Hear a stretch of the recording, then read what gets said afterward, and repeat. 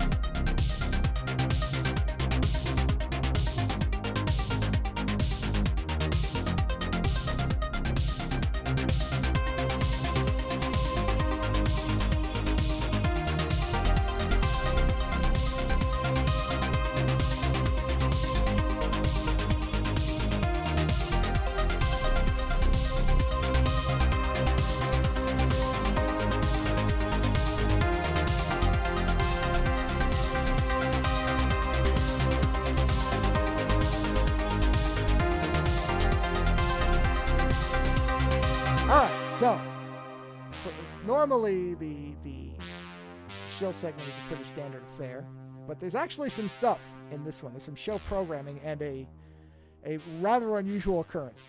So, let's start out with the sequence of this. Let's see, all right, let's do it this way. Let me do the standard sequence with its unusual part, and then the other stuff after that. So, patreon.com/Ozone Nightmare, which, if you were to go to that last week, it would have said that we were making about $3.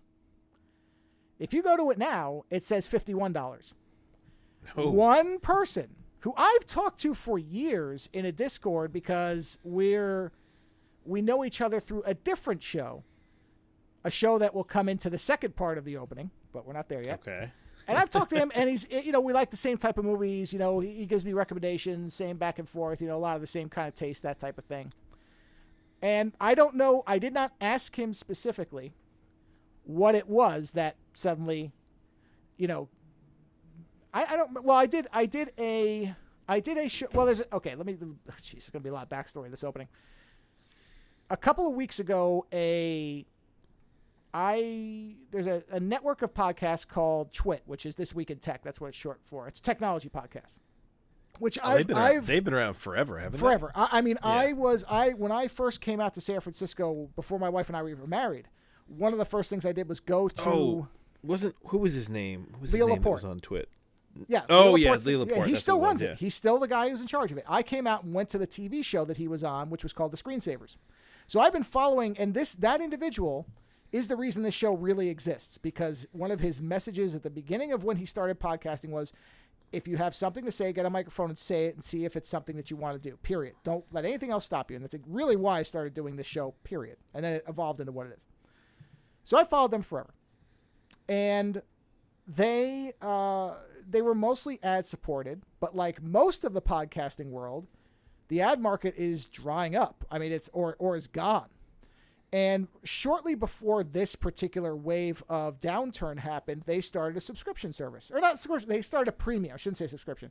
A premium version where, kind of like what we do, where I've always said the main show is always going to be free. We're not going to charge for shows. Of course, I'm in a much different position than they are. But still, same idea. And he said, all the shows will still be free, except that if you pay, you get ad-free versions of them. And at first I didn't do it because I went, I don't care about ads. I can just skip through them. It's not a big deal. But the more I thought about it, it was one of these things where I went, well, yeah, but I'm listening to these shows every week. You're supporting the content. That's where it became a kind of thing like what NPR says. Same thing. When I was comic strips, there's a lot of comic strips that I love that like are really simple and stupid, and you start reading them. Oh, was it? What's that one called? Questionable content. Oh, well, yeah, sure. Yeah. I started reading that one when it was like nothing, and I was reading it, and then all of a sudden one day I was like, you know what? Holy shit!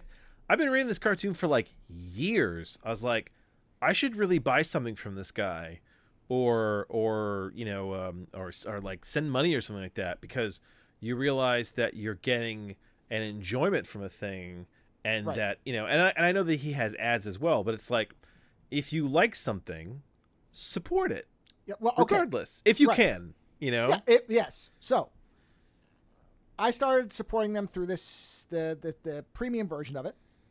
And, then this downturn happened. And for a while, not within a week, last couple weeks, but for a while, he has been saying, Leo on the shows, has been saying if we could just get 10% of the audience to donate, we wouldn't even have to have ads, period.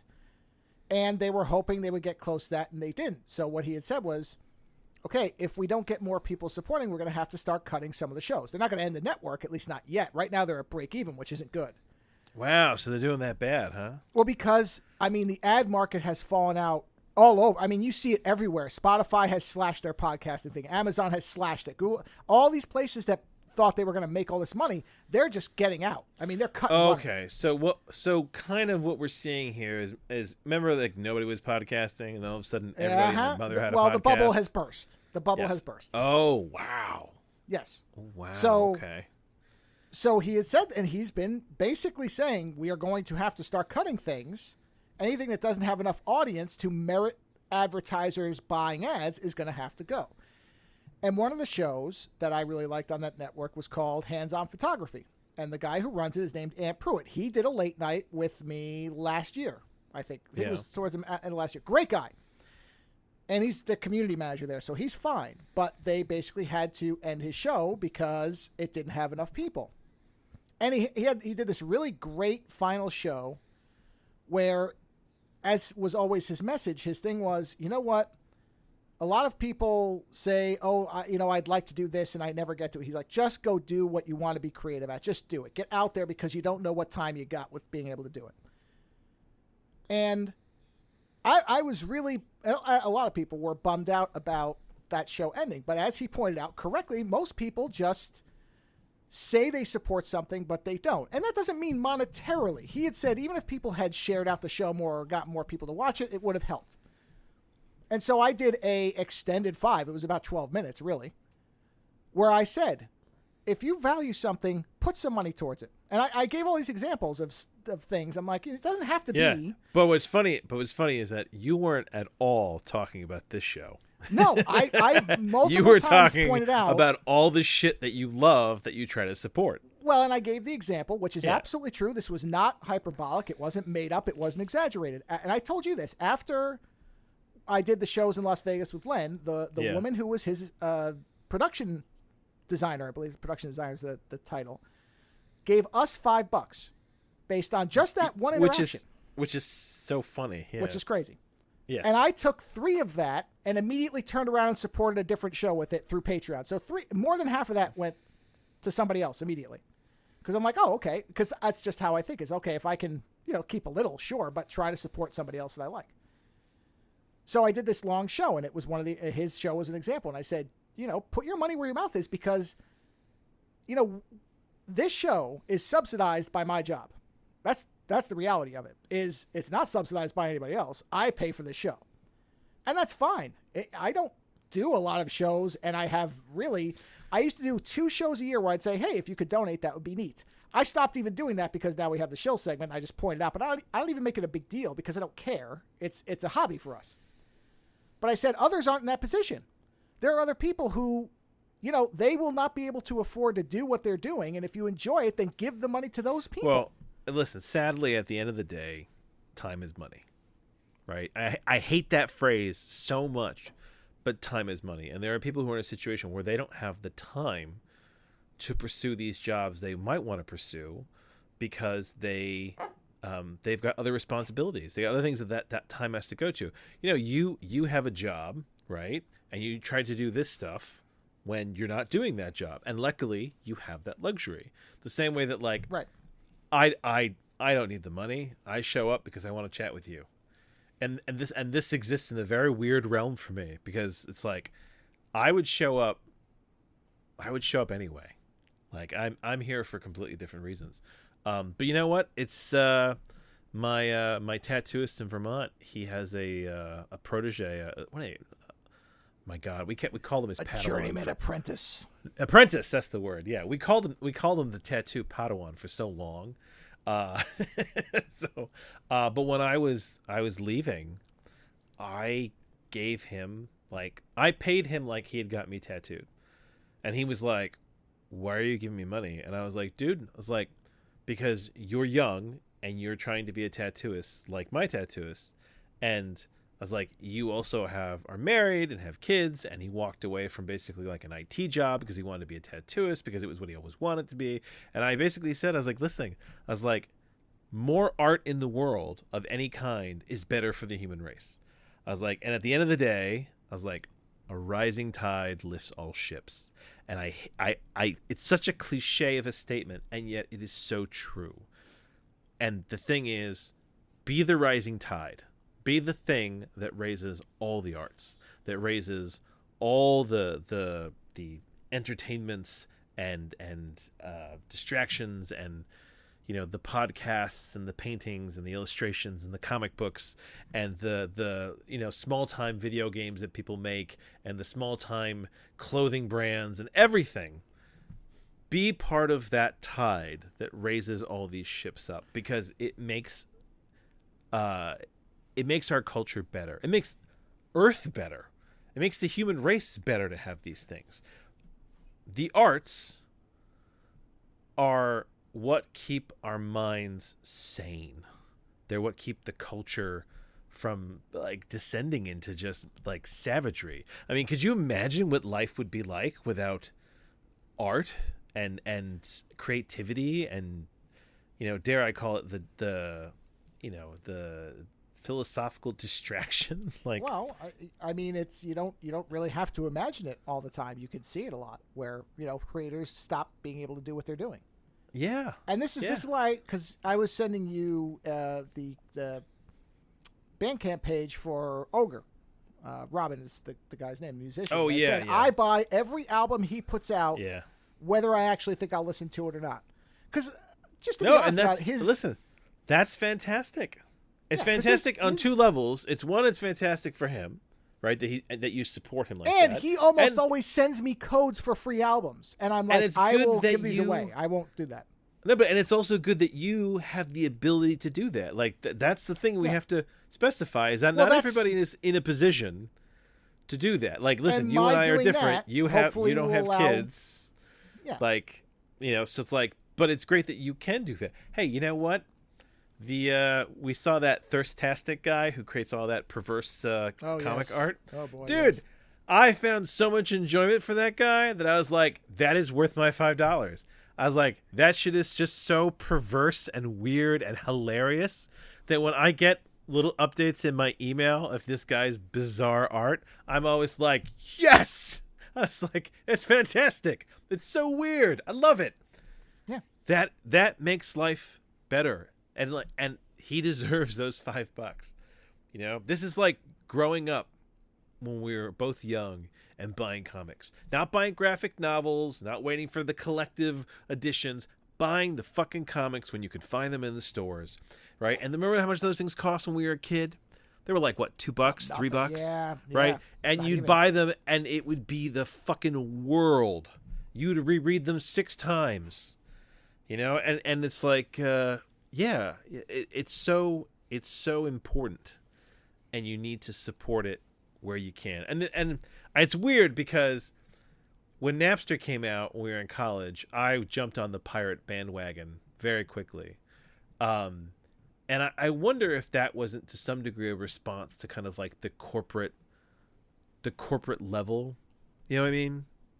Where it's like, that's something that has come around in like a 360, because at that time, yeah, when digital music was still in its infancy, really, yeah, you'd have to buy a CD for 1 or 2 songs, and you'd be pissed off about it because they weren't, you know, cheap.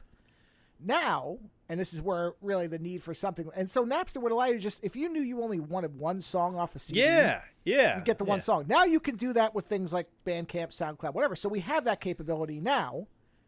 And so the piracy thing, and I'll be honest, for me, I would download a folder's worth of music just to see if there was stuff I'd never heard of and then buy it. So I never have looked at it. Yeah, of course, piracy always existed. It always will exist. It's always going to exist. There is no way to. Oh no, but there was a period with Napster where things were like just too fucking easy. Well, sure, of course. But you know, like I said, at that time, you didn't have another option. things have gotten a little more complicated. Granted, I'm probably just older, and it's probably just as easy as it ever was. Well, but there again, okay, there. I remember getting Aphex Twin songs that you could not buy in a store. Oh yeah. Well, Mission to Mars. Did he ever even release Melodies Mission from to Mars? Yeah, he did. No, it was. But at the time, Yeah.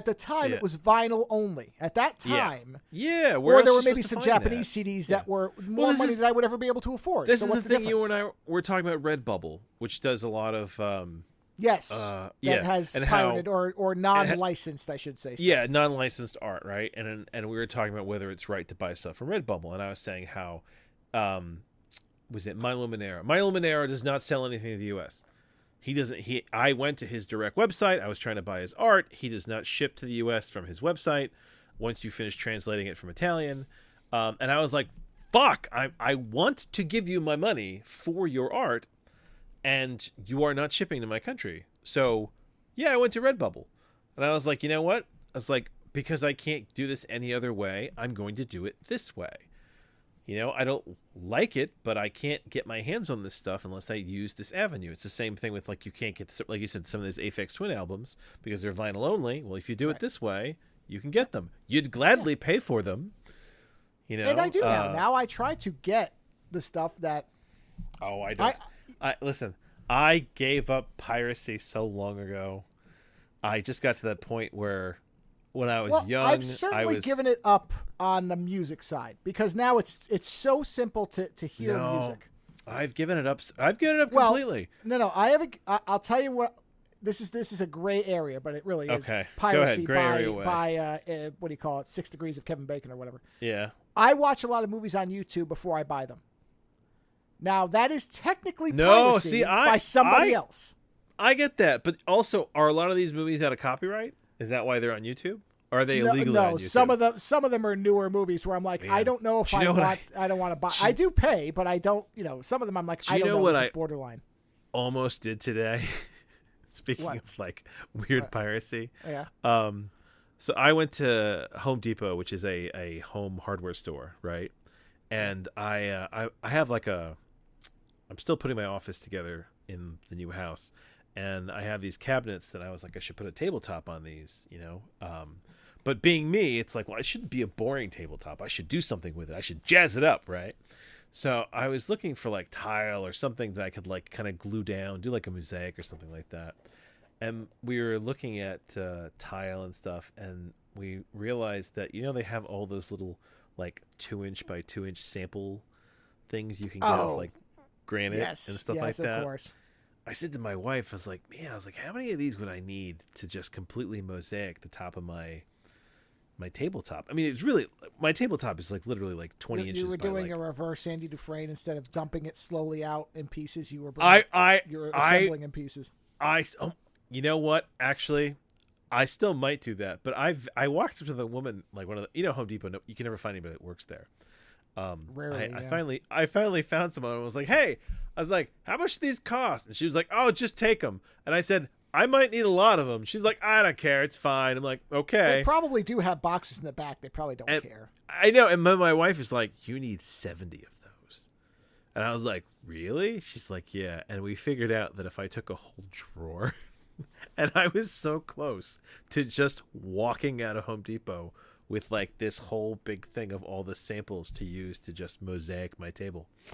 And then this little part of me was like, no, it's like, somebody will get in trouble for it, and it won't be you. It'll be some little guy down the road. Like, that's the thing that bugs me is I hate doing stuff and then having somebody else get in trouble who doesn't deserve it. You know what I mean?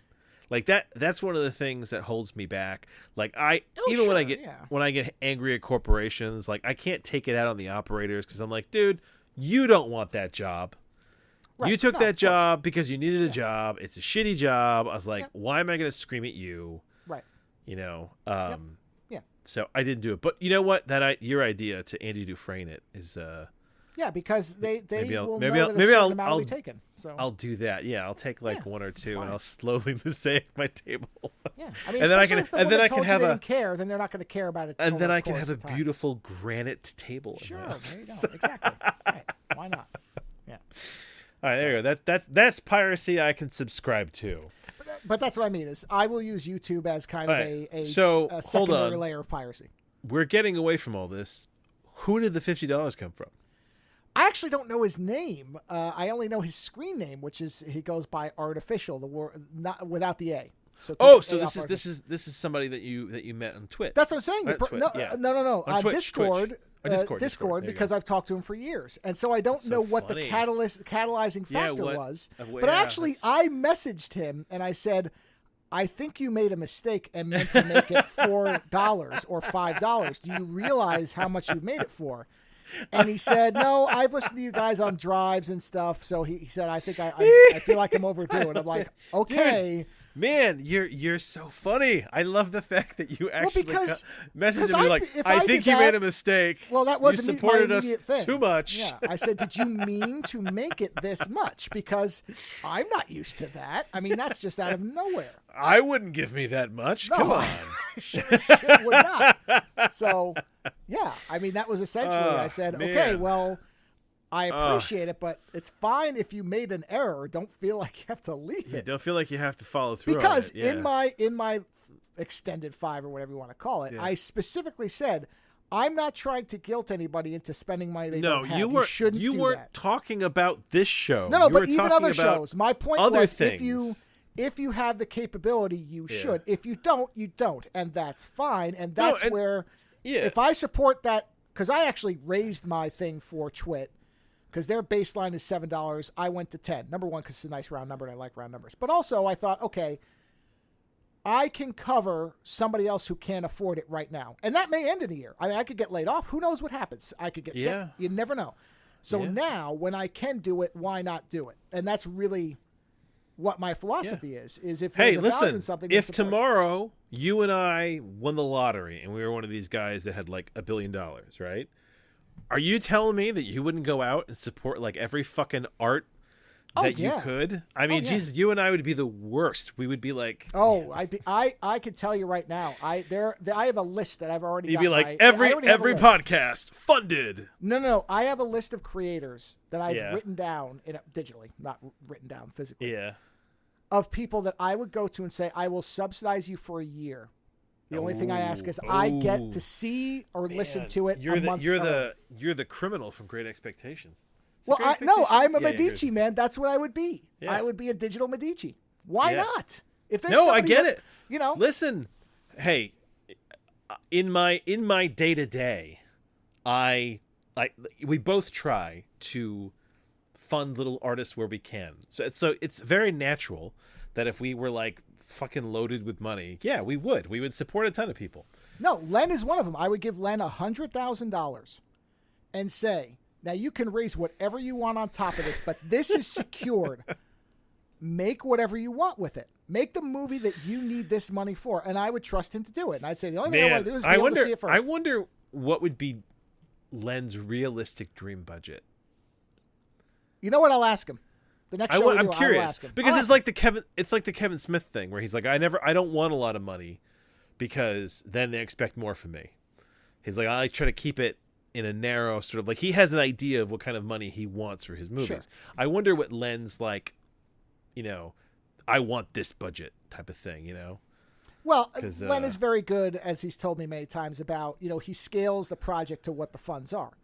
So if I came to him with $5 million, he would make a $5 million movie because he knows what he needs. So he knows where the extra money could go to. For example, you know what you should ask him, which I'm actually suddenly really curious about? If he could get any like B movie level actors for his movies, who would be his like dream cast? Oh, a lot of it would be wrestlers because they're very good at doing the stunt work. I can tell you that right now. So interesting. Well, yeah, he said that those people pick it up and they know how to do fight scenes, they know how to fall, they know how to do fake, like they knew all that stuff. Interesting. I mean, I'm sure he would. I just wonder. He would say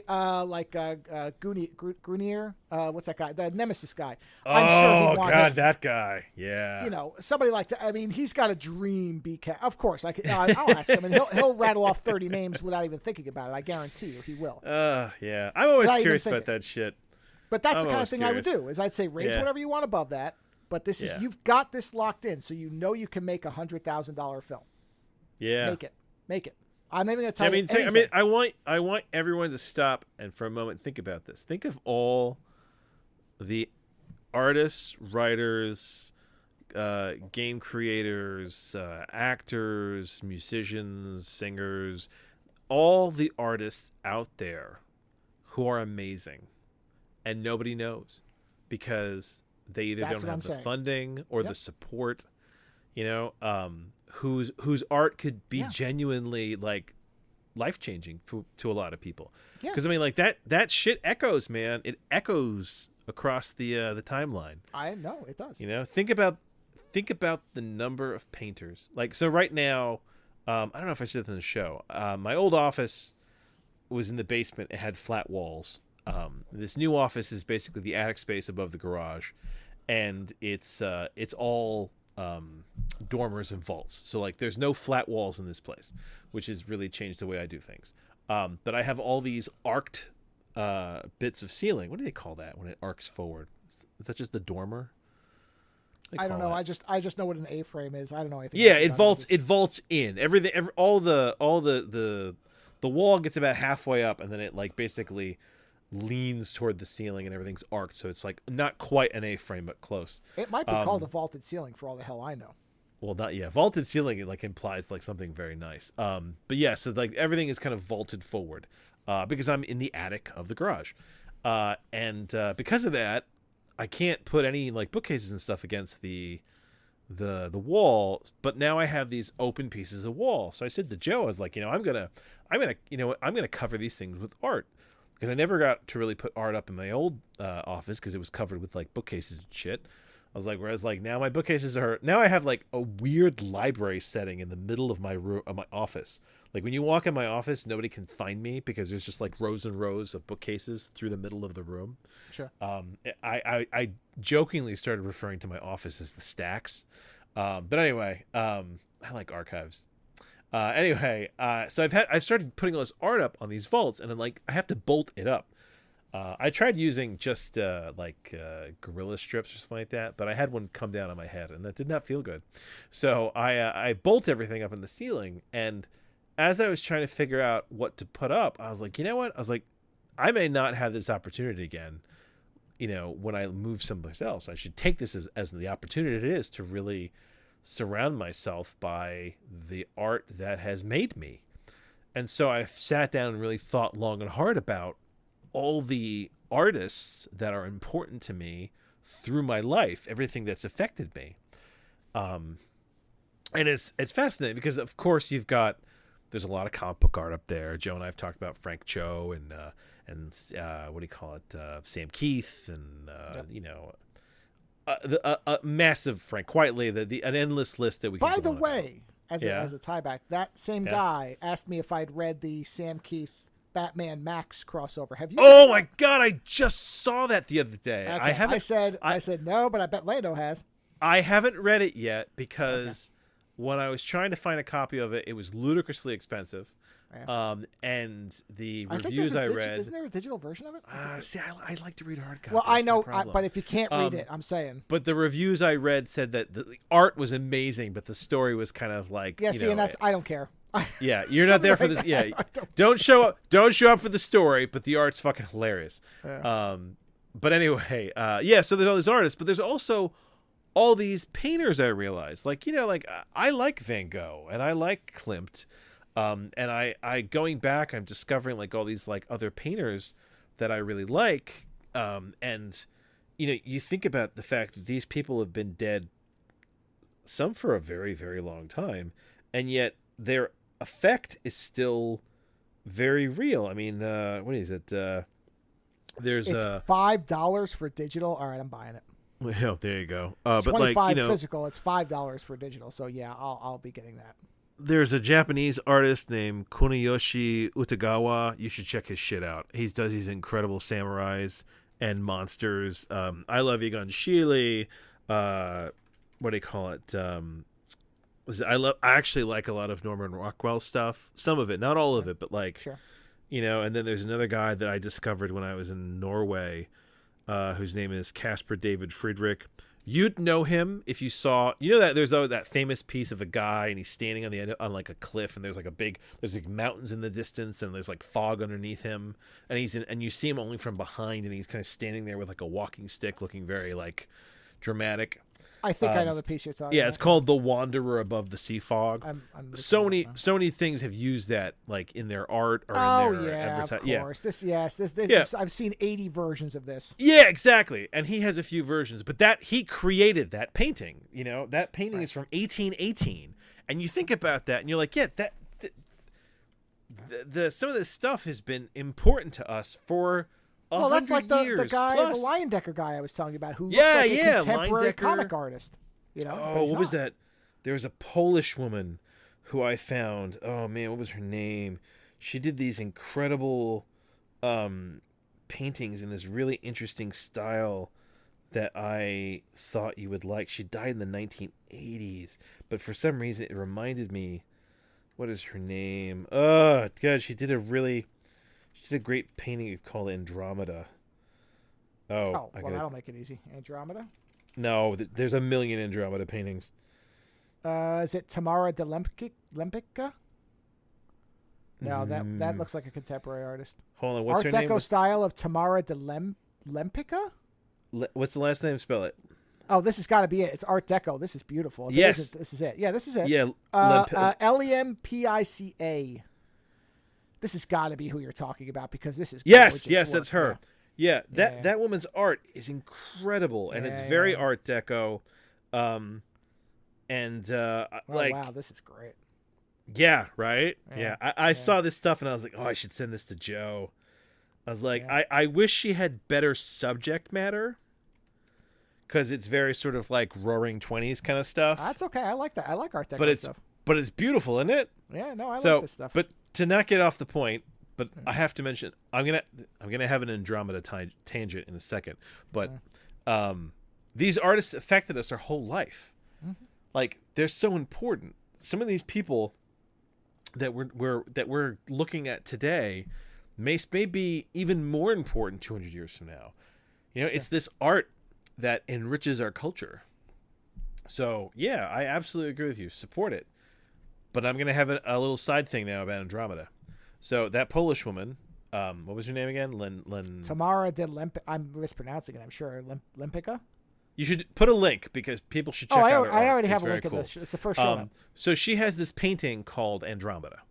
Now, I saw the painting, and I was looking for paintings to put on my wall and stuff like that. And I saw this painting. I'm like, oh, that's a really beautiful painting. I was like, oh, you know what? I was like, I'm kind of... This always happens to me, where I'm like, oh, I see a painting of a myth, and I'm like, oh, you know what? I should really go brush up on my knowledge of that myth. So when you think of Andromeda, right? What do you think of when you think of Andromeda? I don't even remember which one that one is, so nothing. Okay, I guess. Andromeda is the princess that Perseus saves from the Kraken. Oh, that's Andromeda. Okay, yeah, all right. Then that's right? What I think of the movie. Yeah, you think of the movie, right? Just being honest. Yeah. Now here's a really important question. What color is Andromeda? What color? Yeah, as in what nationality? She was white in the movie, wasn't she? Yeah. So in your mind, you just Greek myth, right? Well, okay. White girl, right? No. Well, no. Actually, no. If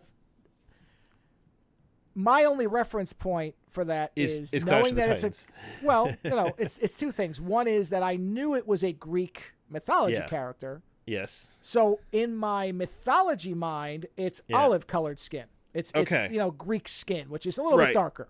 Greek, right? Yeah, like Andromeda Sirtis, who's Greek. Andromeda That's what I would think. Is Ethiopian. Oh well, then obviously not white. Now, I read this. I did some research and I was reading it. I'm like, wait a minute. I'm like, because all this time, I was like, oh man, I was like, Greek, right? Olive skin, Greek girl. And I'm like, oh no, it's like her parents were the king and queen of Ethiopia. I was like, she was the Ethiopian princess. Oh yeah. And I'm like, Jesus Christ, this changes how I perceive of the how these myths look. Well, I got news for you. Yeah. She's depicted in what you would interpret as white on the actual Greek pottery, though.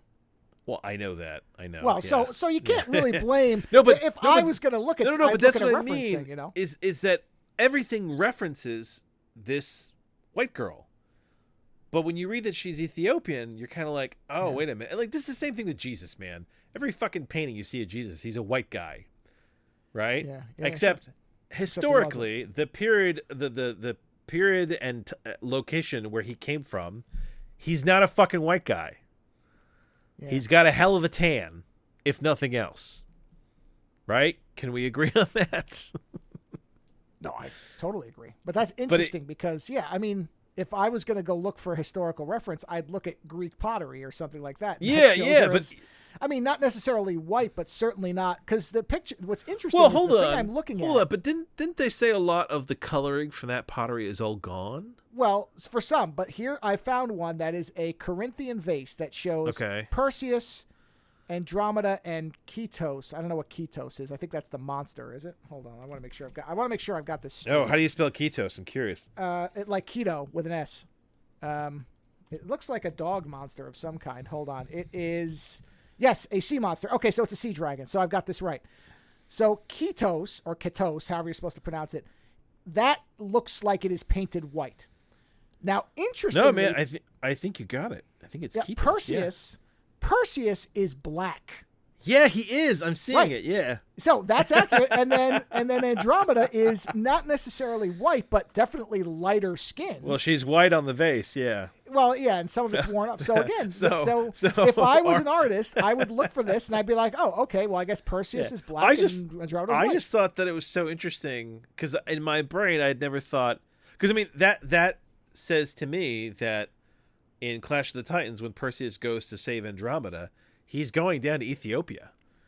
Do you know what I mean? Now, my wife was very astute in saying, hey, we don't know if the names of places are the same. But when I looked it up, it was the area of south of Egypt.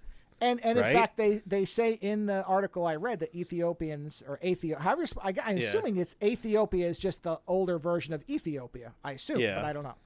But that when they depicted their characters, they were black. So some of this looks like it might be whitewashing by the Greeks.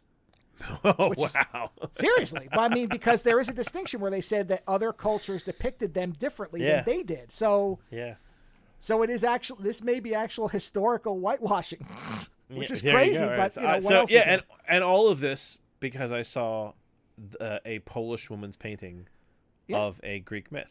Well, but like you said, I mean, there's incorrect stuff everywhere that way. Oh, I know, but what I mean is it's so interesting that there are even the most arbitrary thing can lead you down these interesting roads of ideas. Well, it's funny you say that, to go all the way back to what I was started with.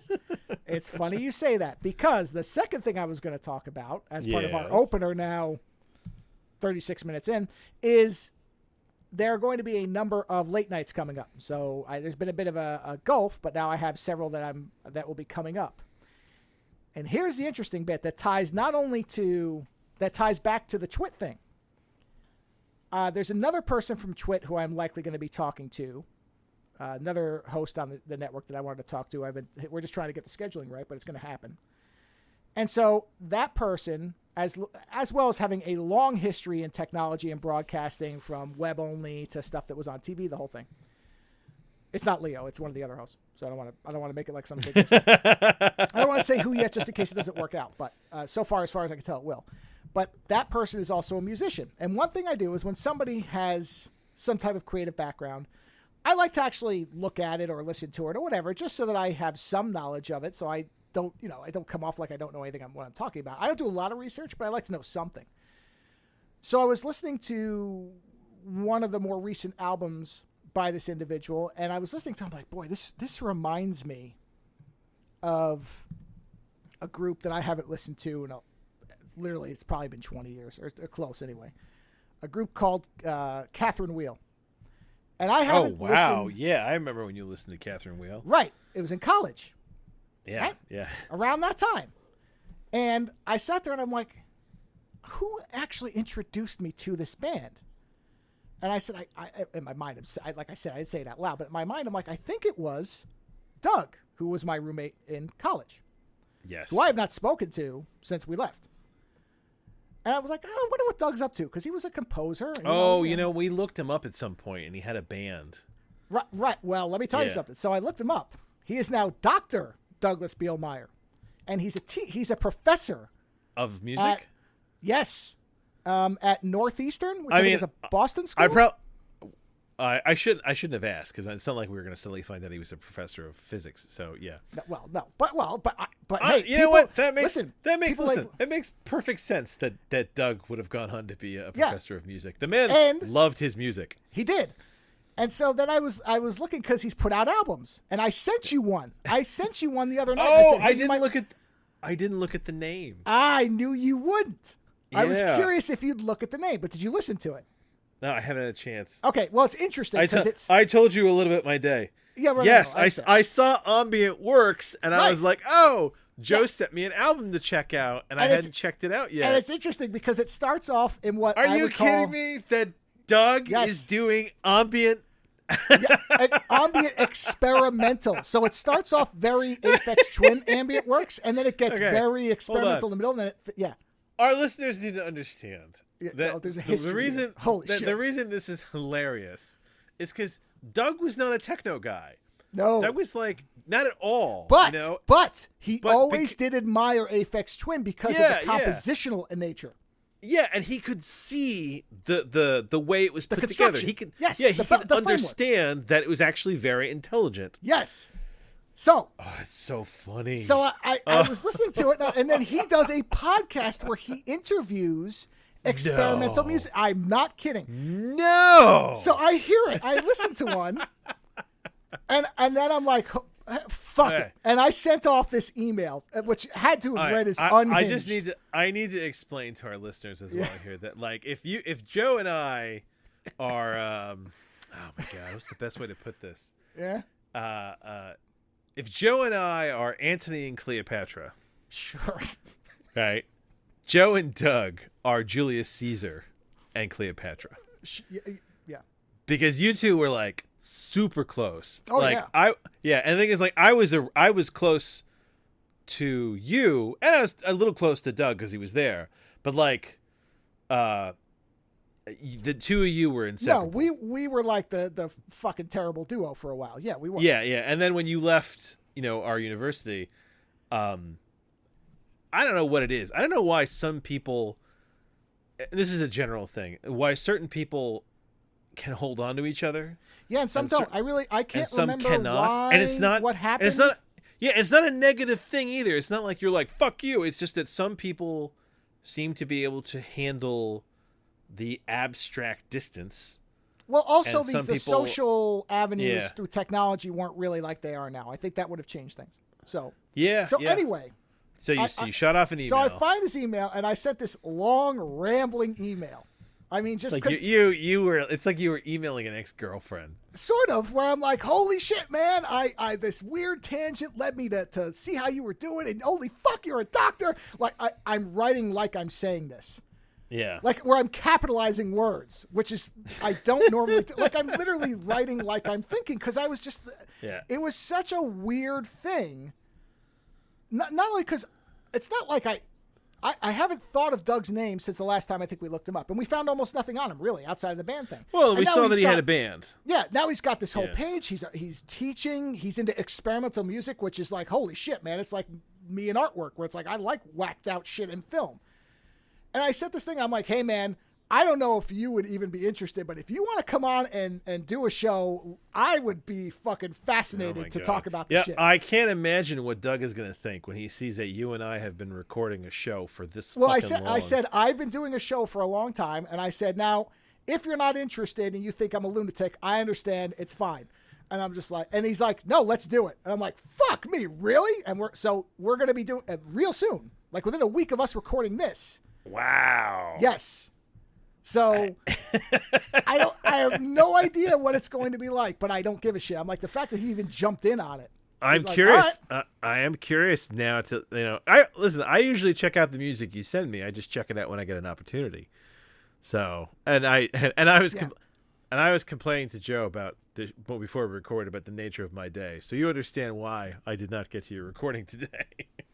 Oh no, it's fine. But it's just the it's whole just random. When you said how you find things, this is exactly what you're talking about. You know what? It's weird though because I am not religious. I'm not. I would. That. But I do feel sometimes like I don't know, like it sounds so lame to say, but cosmic but threads, like whatever. It's like sometimes I feel like the universe puts things in your way at specific times. You find the right book, you find the right music. Yeah, exactly. You are in the right place at the right time. Right. You know, like it's there. There's and just something I'm not even weird sure about he's the one who brought this band to my attention, but I'm pretty sure he was. Because this was the type of music he was listening to. So I'm pretty sure he will say, oh, yeah, I'm the one who, I really like that band. I'm sure. But what's even funnier than as I was telling my wife about this, and I've never really told my wife, because I don't reminisce about stuff that way. I don't have that sentimentality. No, the way you have the same problem that many of the males in my life has, is that you are not good at storytelling your past. Well, I just don't think it's interesting. Unless you get started. Whereas I find the storytelling to be so interesting, so fascinating. Like Doug and Joe here are the masterminds that did the oh my god, what were they? Egg witches? The egg witch scandal. I told my wife that, she looked at me like I was a piece of shit of the universe, and I was. Oh my god, it's one of the greatest things. No, see it. Okay. Oh no! Bad things. Let's be clear. Bad things are bad. Out of context, it sounds like the act of a lunatic. Bad things are bad when they happen to good people. Right. Bad things are hilarious when they happen to bad people. So, like the cinder block, I'd never told her about the cinder block thing. It wouldn't even occur to me. Listen. We're just gonna leave that there. That'll be like the fucking watermelon from Buckaroo Banzai. Leave it there. The first 30 or 40 minutes I predict of that episode is going to be just me going through whatever. The cinder block, the VCR, the potato guns, the VCR, the potato gun, the fire. The fire I've told many times. That's actually a classic. Everybody knows the fire story because I have pictures from it, so it's easy for me to reference that. I have the pictures of me with the lighter in the burned room. Like I have those images, so that's one where I can be like, "You want to see what I'm talking about? Look at that." You know, the whole thing where the Dave Matthews CD, my wife knows who Tim is because she's like, Dave Matthews guy. I'm like, fucking Dave Matthews guy. Yeah, like Doug is like original X-Men here. Whereas I'm more like this the Storm Wolverine, the new team. Yes. You know? Yeah. Which doesn't mean, it's very funny how that works, yeah. I'm excited. I mean, I can't believe he's doing ambient. That's why I'm like, holy shit, man! This is insane. And the thing that led me to even, because honestly, I probably would never, if I hadn't been talking to this one guy and listened to his album, which made me want to listen to another song, which still holds up. The fucking song is great.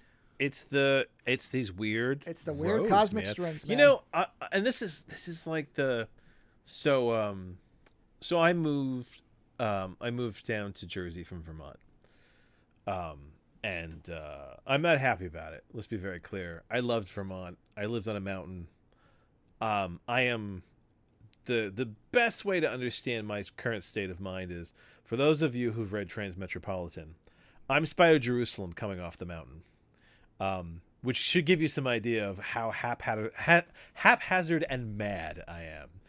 But when the reason I'm doing it is it's basically for education for my kids, and also because my wife has a type of arthritis where the freezing temperatures of Vermont were no longer agreeing with her, but also especially because we need a very specific type of school for my kid, and in general the schools are better down here. So I moved for those that were important to me. When I was doing the research for where to move and where we needed to be, I kept getting, like, I had to do a lot of the legwork myself because my wife was working, she works from home, but she works full time, and I had far more flexibility, so I was the one doing a lot of the boots on the ground investigation. And I had these moments where they felt like cosmic breadcrumbs, where things would happen and I'd be like, what? Like, just on their own, they're silly coincidences. But then when you start to get them over and over again, you go, wait a minute. I was like, this is very strange. Like, I told you about the weird Hartford thing where I was driving to one of the locations that I eventually was going to move.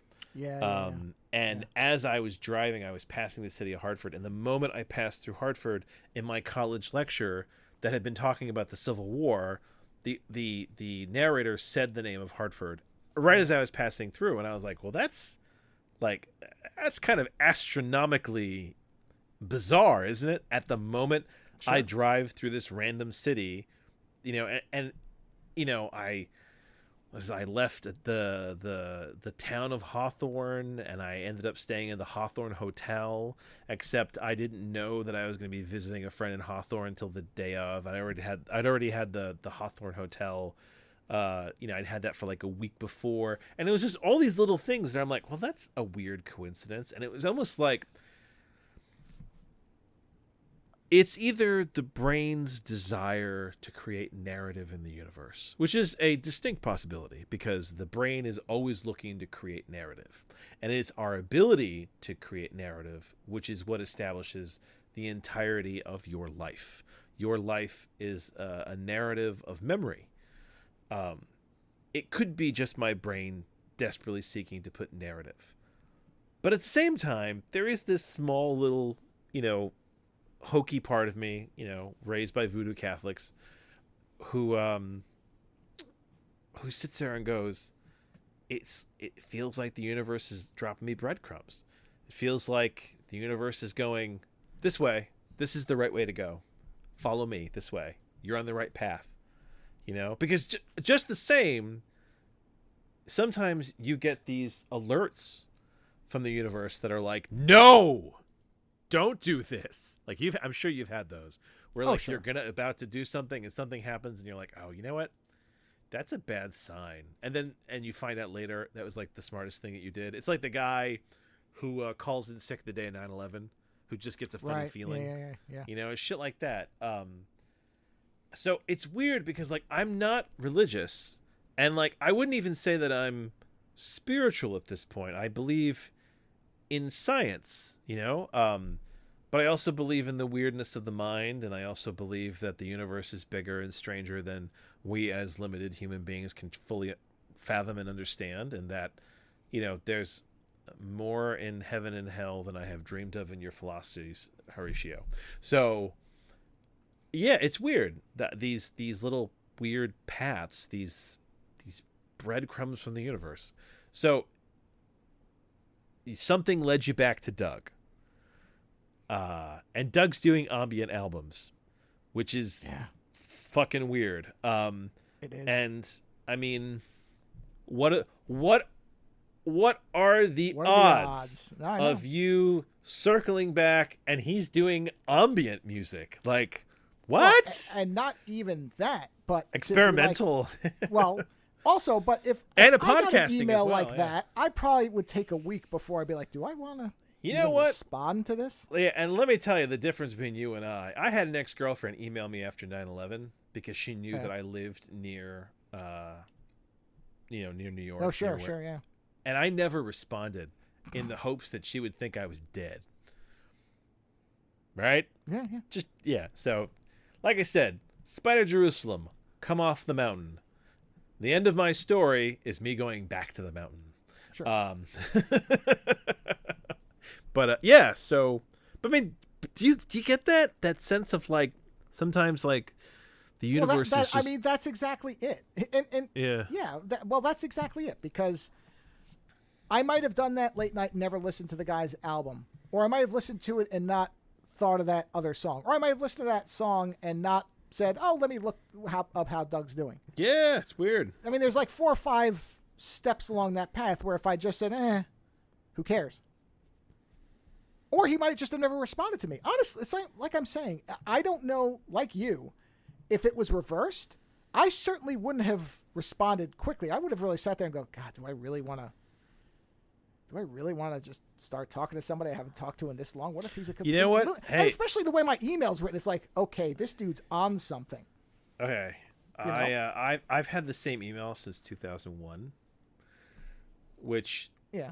is impressive because I don't know anybody else who's had the same email for that long. Yeah, I don't know. I don't know how long I've had my Gmail account, but you know. No, see, that's the thing. It's not a Gmail. Oh yeah, your other one, yeah. Yeah. So I've no, had I the haven't, same. I have multiple emails, but I've had Right. my original email since '01. Yeah. And there are people that I have lost, people who are mysteriously disappeared, and the difference between you and I is I get angry when certain people go. Like, I had a friend. We're gonna call her for the sake of this show. Oh, you know what? I'll just use her name. I don't give a shit. I had this friend, Kate. Joe and I both know her in college. Mm-hmm. And I thought the absolute world of Kate. Kate was one of the best people that I knew in this world. My wife thought that I was in love with her. Did I tell you that? Yeah, The way I talked about Kate. Yeah. My wife thought I was in love with her. I'm like, no. So you don't understand. I was like, it's not that kind of love. It's the whole platonic. it's the whole being in the trenches with somebody. Yes. You know, Joe and I love each other, but we love each other in that we've been in the shit together in that way. You know, it's like it's the closest through catastrophe. True. Yeah, I adored Kate. I thought she was great. I was protective of her. And even after, like, you know, everyone graduated and we went our different ways, she transferred out of school. I kept trying to keep track of her and try to stay close to her. And then she moved out to California and she disappeared. She stopped talking to me. She was gone. And I never found out why. For years. And honestly, what's funny is that book, Break World, I had an advisor at one point say you should take emotions, real emotions, and then harness them to create fake stories, right? So that book Break World was harnessed off the idea of losing somebody and not knowing why and wanting to find out why, which I did not go on a hellbender through California looking for her. Sure. My character in my book did. But I never found out. And then years later, I had an annoying friend who was like, I'm going to get you guys back together. And I was not happy with the process. I was like, no. It's like, if the universe wants us together, it'll put us together. This is not the universe putting us together. This is an asshole getting in the way. This is a dope who's got a stupid quest. This is a douche on a quest. Yeah, a douche quest. Yeah. So, and when he connected us through text, which is the most fucking I don't know. I hate texting. It's the most sterile way. Yeah, sterile. There's no emotion to it, and you can't it read kind of it correctly sometimes. And it yeah, kind it's of a came bad off. idea. Yeah, and it kind of came off that she basically was just like, she basically just fucked off. Like, there wasn't a reason for it.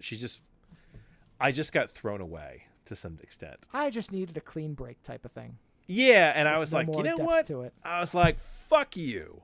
I was like, life is too short, and too, you know, I don't know, to basically care for somebody to that degree and have them just throw you away, right? When it's like, and it's not, and like I said, we were friends. It sounds like we were involved, but we were not. We were friends.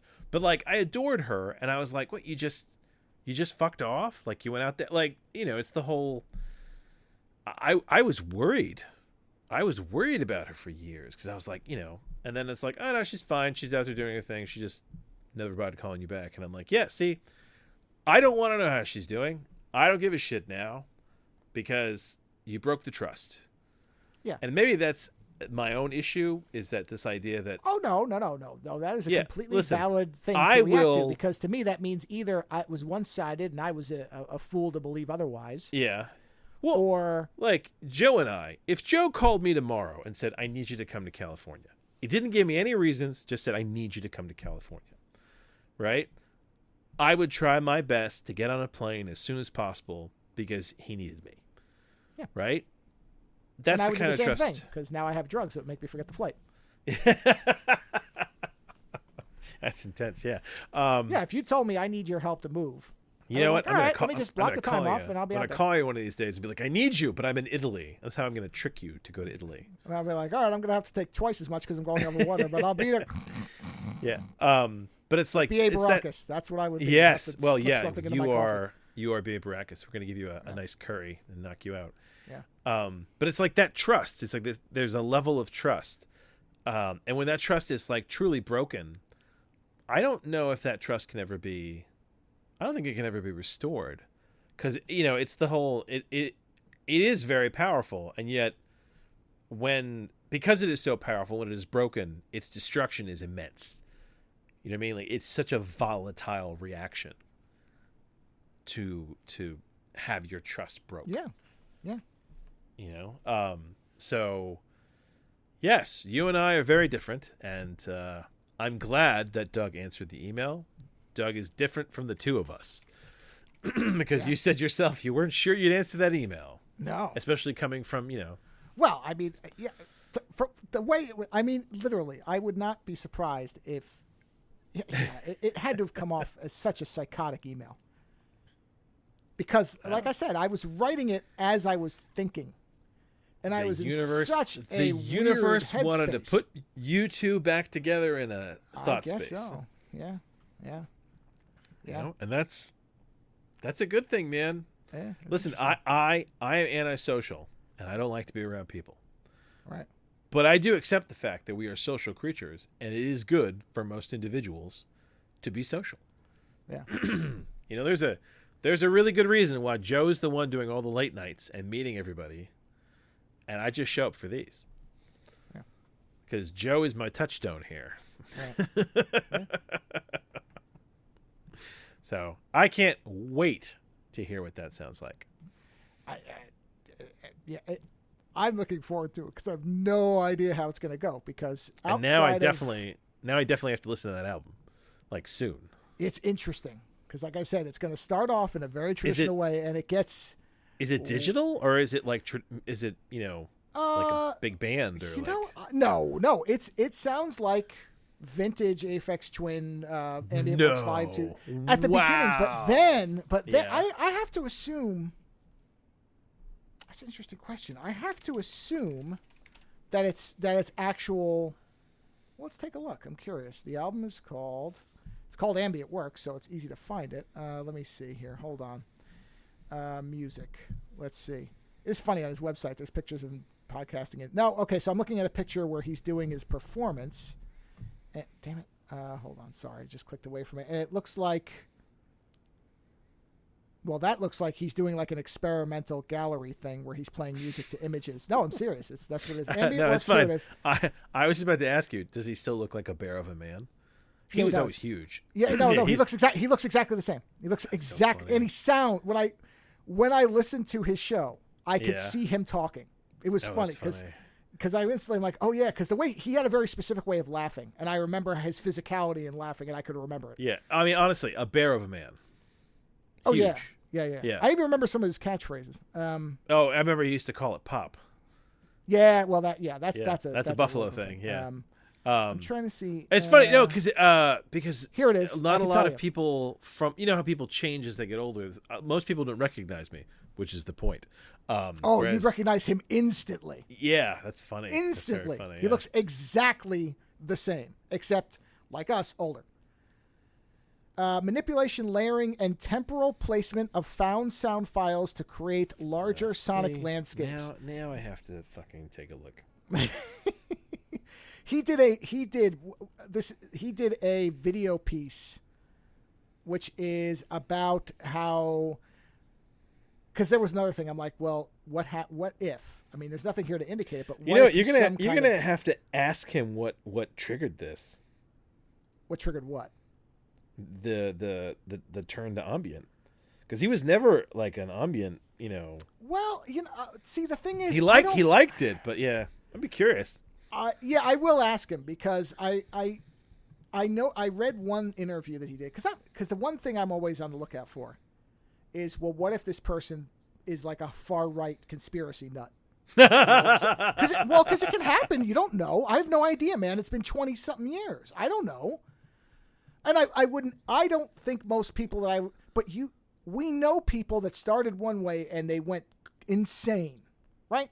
Oh my God. This does sound like fucking like right? old school Aphex Jump to some degree. to track 3, say. Jump to the middle. Okay.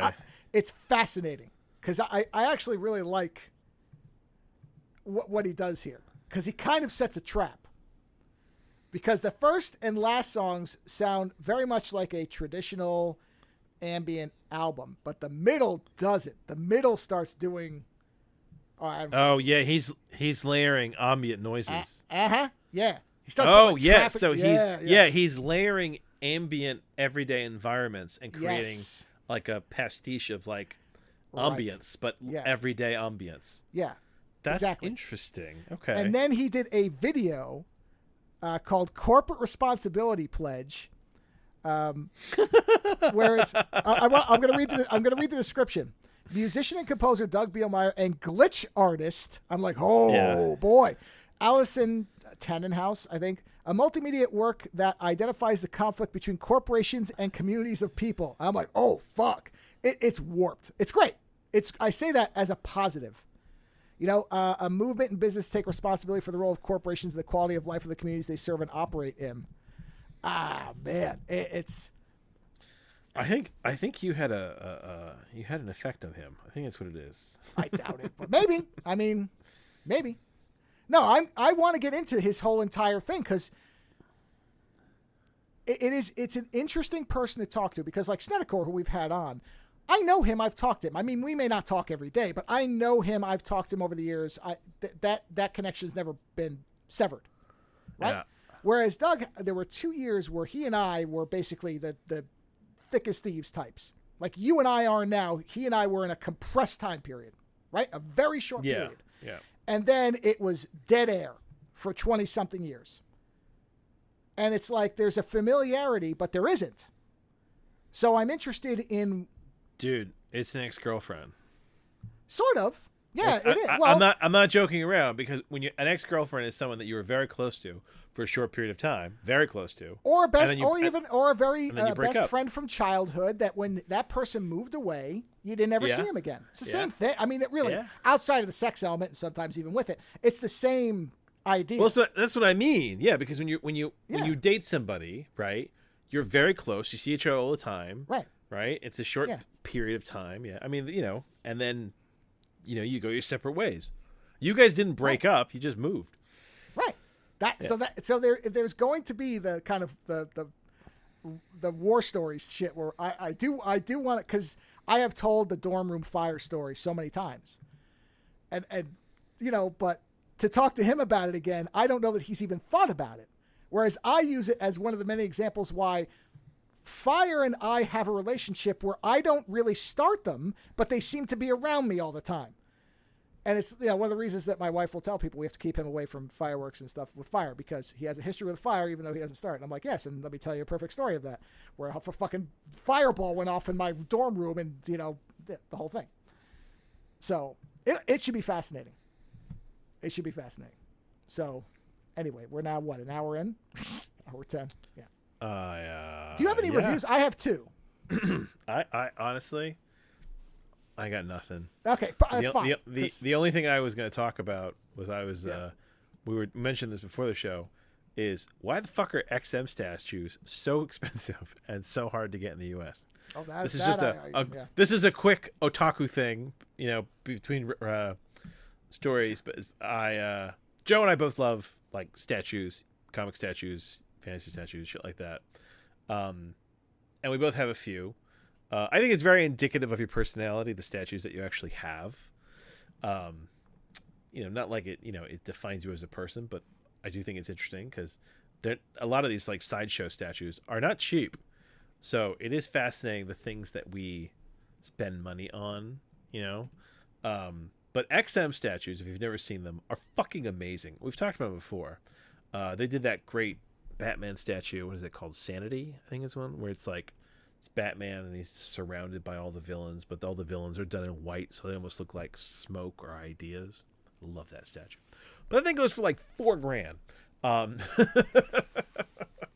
So, and the vendor, the creators, XM, they do not sell directly to the US. So you cannot buy stuff from their website. You can maybe get stuff off like eBay or some other importer. I thought I saw one the other day too that had like a limited access to certain ones of statues, but like they're really expensive and they're not easy to get hold of. But they are fucking amazing. And I just, I don't know if you know more about this than I do. Why they're expensive? No, I don't. I mean, the only thing I can assume is there seem to be waves of artificial scarcity that affect different collectible areas. For example, video games until recently, and there still are, but there was a good 5 to 10 year period where video games that weren't even good were artificially just boosted through the roof because the scarcity alone, even though there really wasn't a value to them. I mean, even games that, so it's like any other bubble. There's waves of this stuff. Bowen statues were, again, out the roof for a while right after, which kind of makes sense. The closure of the studio. Now they seem to have come down a bit. But they're not making anymore as well, so that changes the No, whole... but it was even out of whack for that. That's what I mean, is it was this... Even when the studio was open, they stopped making statues. You know what I mean? You couldn't get a lot of them after, say, 6 months they to a year. stopped. Yeah, yes, they stopped. So the closure shouldn't have mattered that much. Yes, the prices would go up, but they were not unlimited editions to begin with. So the only thing I can imagine is if for some reason, and maybe there's an artist associated with it, or maybe there's something going on with it that's boosting those prices, because I have no explanation for it, but that does happen in waves. The little 3-0 guys that I've had since we knew each other from the beginning, the little guys with the gas masks. Yeah. I've seen those little, and they're not statues. They're they're plastic. Yeah, they're Hong Kong vinyl. They're 1/6 scale figures. Yeah. Yeah. Big Agent D and Agent Rat. That's the name of them if you want to look them up. There's barely even any pictures of them because they're so old. But anyway, those two, I have seen those two at different times going for $100 to $1,000. Oh, dude, the Ashley Wood robots that you've got from 3-0. Oh yeah, well they're really yours. You gave them to me, so well, yes, I didn't buy them. They're yours, therefore. But I mean, they're yours. Yeah. Those things go for a ton of money now. I'm not surprised. They're huge. But when I bought them, then they weren't insane, is what I'm saying. Well, but what I'm saying is that all the collectible spaces at different times have these artificial bubbles. A year from now, you could look up those XM statues and they could be a quarter of what they are now. So there's either something with the people involved in making them, or for some reason that particular space is being paid attention to. It's like anything else. It's like any other trendy thing. So I don't know what it is about them now, but that's, I'm sure, what it is, because I've seen that on almost everything I have from whatever area it is. I've seen that roller coaster of pricing. It's really weird. And I don't understand it. For example, here's another example. That I had the Kingdom Come audiobook on cassette. Oh, I remember this. Yeah. Right. Yeah. And for years, every once in a while, because I really don't listen to cassettes and I'd already digitized it anyway, I'm like, well, what's the point of me having this? It's just collecting dust. So I would go to eBay and I would look it up. And for a long time, it was like $25. $25, $25, $30, $25, whatever. And I don't know, 2, 3, 4 years ago, whenever I sold it, suddenly I saw it spiking to $200. And I don't know what that was. Maybe Alex Ross put out a book and people just, I don't know, because his artwork is on it or whatever. Or maybe there was a rumor they were going to make a series of it, or they reissued them. I don't know, because I'm not going to do 4 days of research.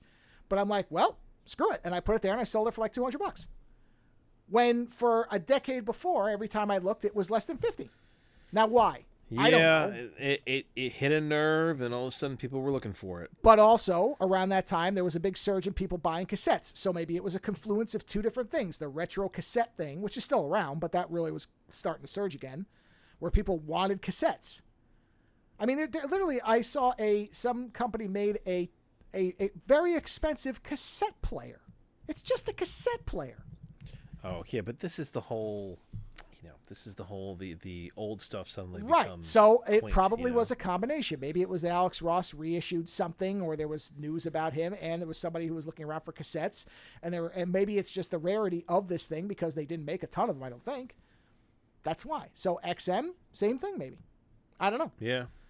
But it doesn't, either way, shock me. That's what I'm getting at. I adore those. I adore those fucking statues, but holy fuck, they're expensive. Well, that's one of those things I would put on a once a year, put it on a calendar, check to see what XM prices are. And a year from now, they could be $100. I'm not kidding. Well, yeah. The other thing is, no, I doubt that they don't ship to the U.S., so you have to find like a secondhand person. I think that boosts the price right there. Well, somebody else has to import them. Yeah, sort of. It adds a premium, but it's not gonna Listen, quadruple the price. Listen, on eBay, shipping for these things is like $200 because it's shipping from like Singapore. Right, but but there are things on eBay where the shipping is twice what the item costs. So it's not just that. Yeah. That's what I'm getting at is, yeah, you're going to have to pay more to import something, of course. But the pricing itself is independent of that. Almost everybody who isn't a complete scammer, and you can usually tell those people. Yep. They will say, okay, the cost is this, period. That's what it costs to do this. Go look around and you'll see this is what these things cost for the weight and what it has to go through. That's separate. That's not the cost of the item. That is the cost of shipping. Those are two independent things. One does not suddenly boost the other one, or vice versa. That has nothing to do with it. It's what the item is being valued at, and that will change. So like I said, a year from now, you might find that cost of the item, not the shipping will probably never change, or should very slightly vary depending on rates. Well, sir, if in a year XM statues are $100, I may pick up a few. Okay, 100 is probably an exaggeration, but what I'm saying is you could see them at half of what they charge today, and that would not shock me. Is what I'm getting at.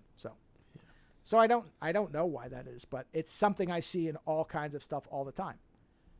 There are comics that different times, number one of whatever comic will go for an insane amount of money, and then, a year later somebody else has the same one, puts it up, and it doesn't sell. And you know what the funny? So this is the thing about me that's so amusing. I have no interest in the limited nature of things.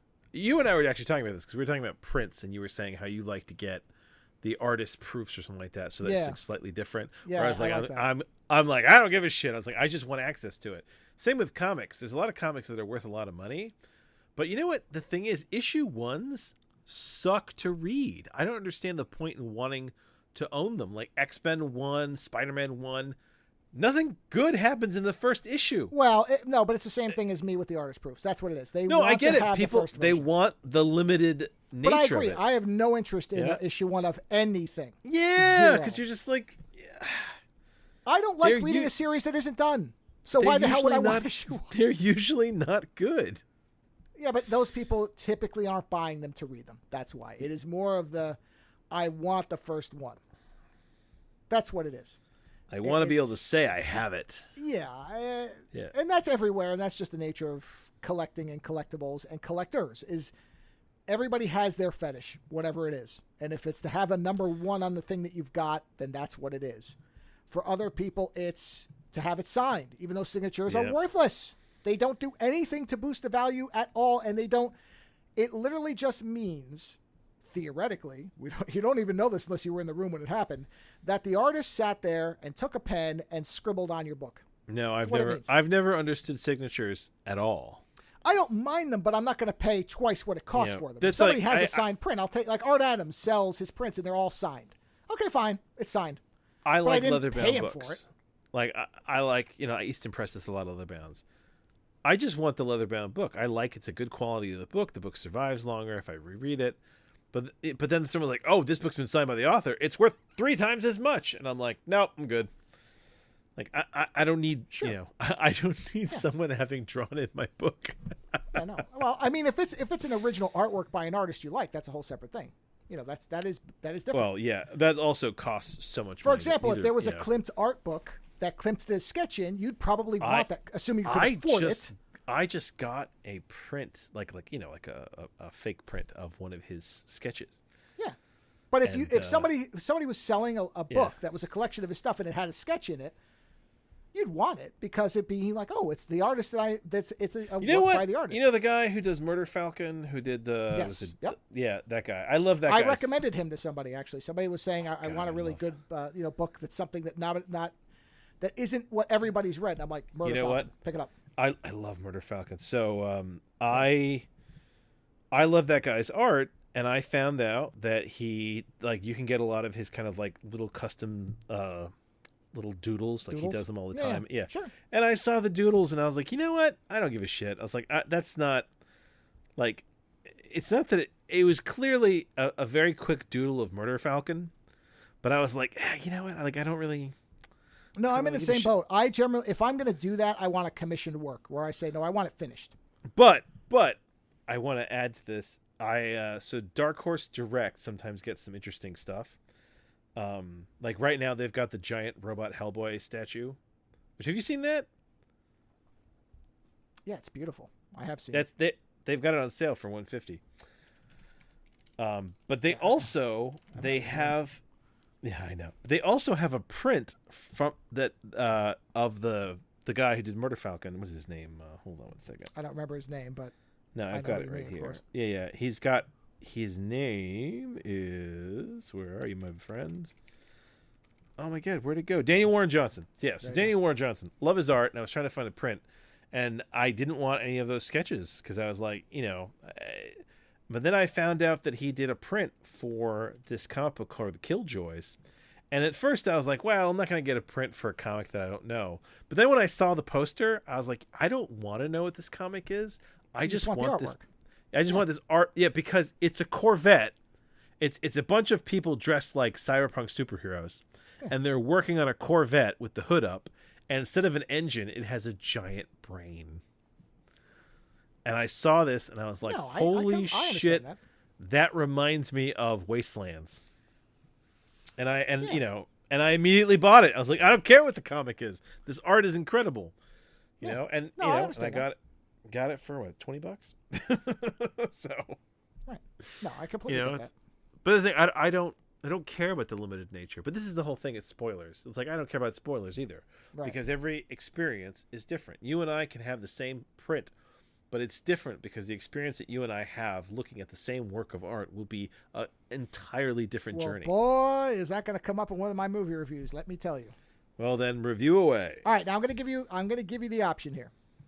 I watched the next movie from that Polish director. Okay. That's one of them, and the other one is a PG-13 mainstream action film.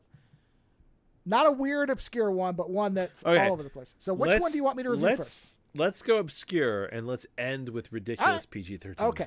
So, I followed up Gollum, which I reviewed in our last show. Yep. Which I refer to that one as ambiguous. Not compared to this one. So, I watched The War of the Worlds. Quickly. Preamble who this guy is for those who are just joining us. Well, again, if I might be mispronouncing, but the director's name is Peter Sulkin. If I'm saying it right. It's Piotr, last name Szulkin. I'll have a link, of course. So I reviewed Gollum, loved it. Very small scale film. And I said, my bet is his next one, he's going to have more of a budget and it's going to be the same type of thing, same visuals, same ideas, but on a slightly bigger scale. Absolutely what it was. So next movie, War of the Worlds, Next Century, in which in the opening he does a credit to, or a thank you to, or a dedication, I should say, dedication to H.G. Wells and Orson Welles. And when you watch it, it makes complete sense because he took the Martian invasion idea and grafted it onto the idea of media misdirection and manipulation, which wasn't Orson Welles' intent necessarily, but that's what happened, is people believed something that wasn't true.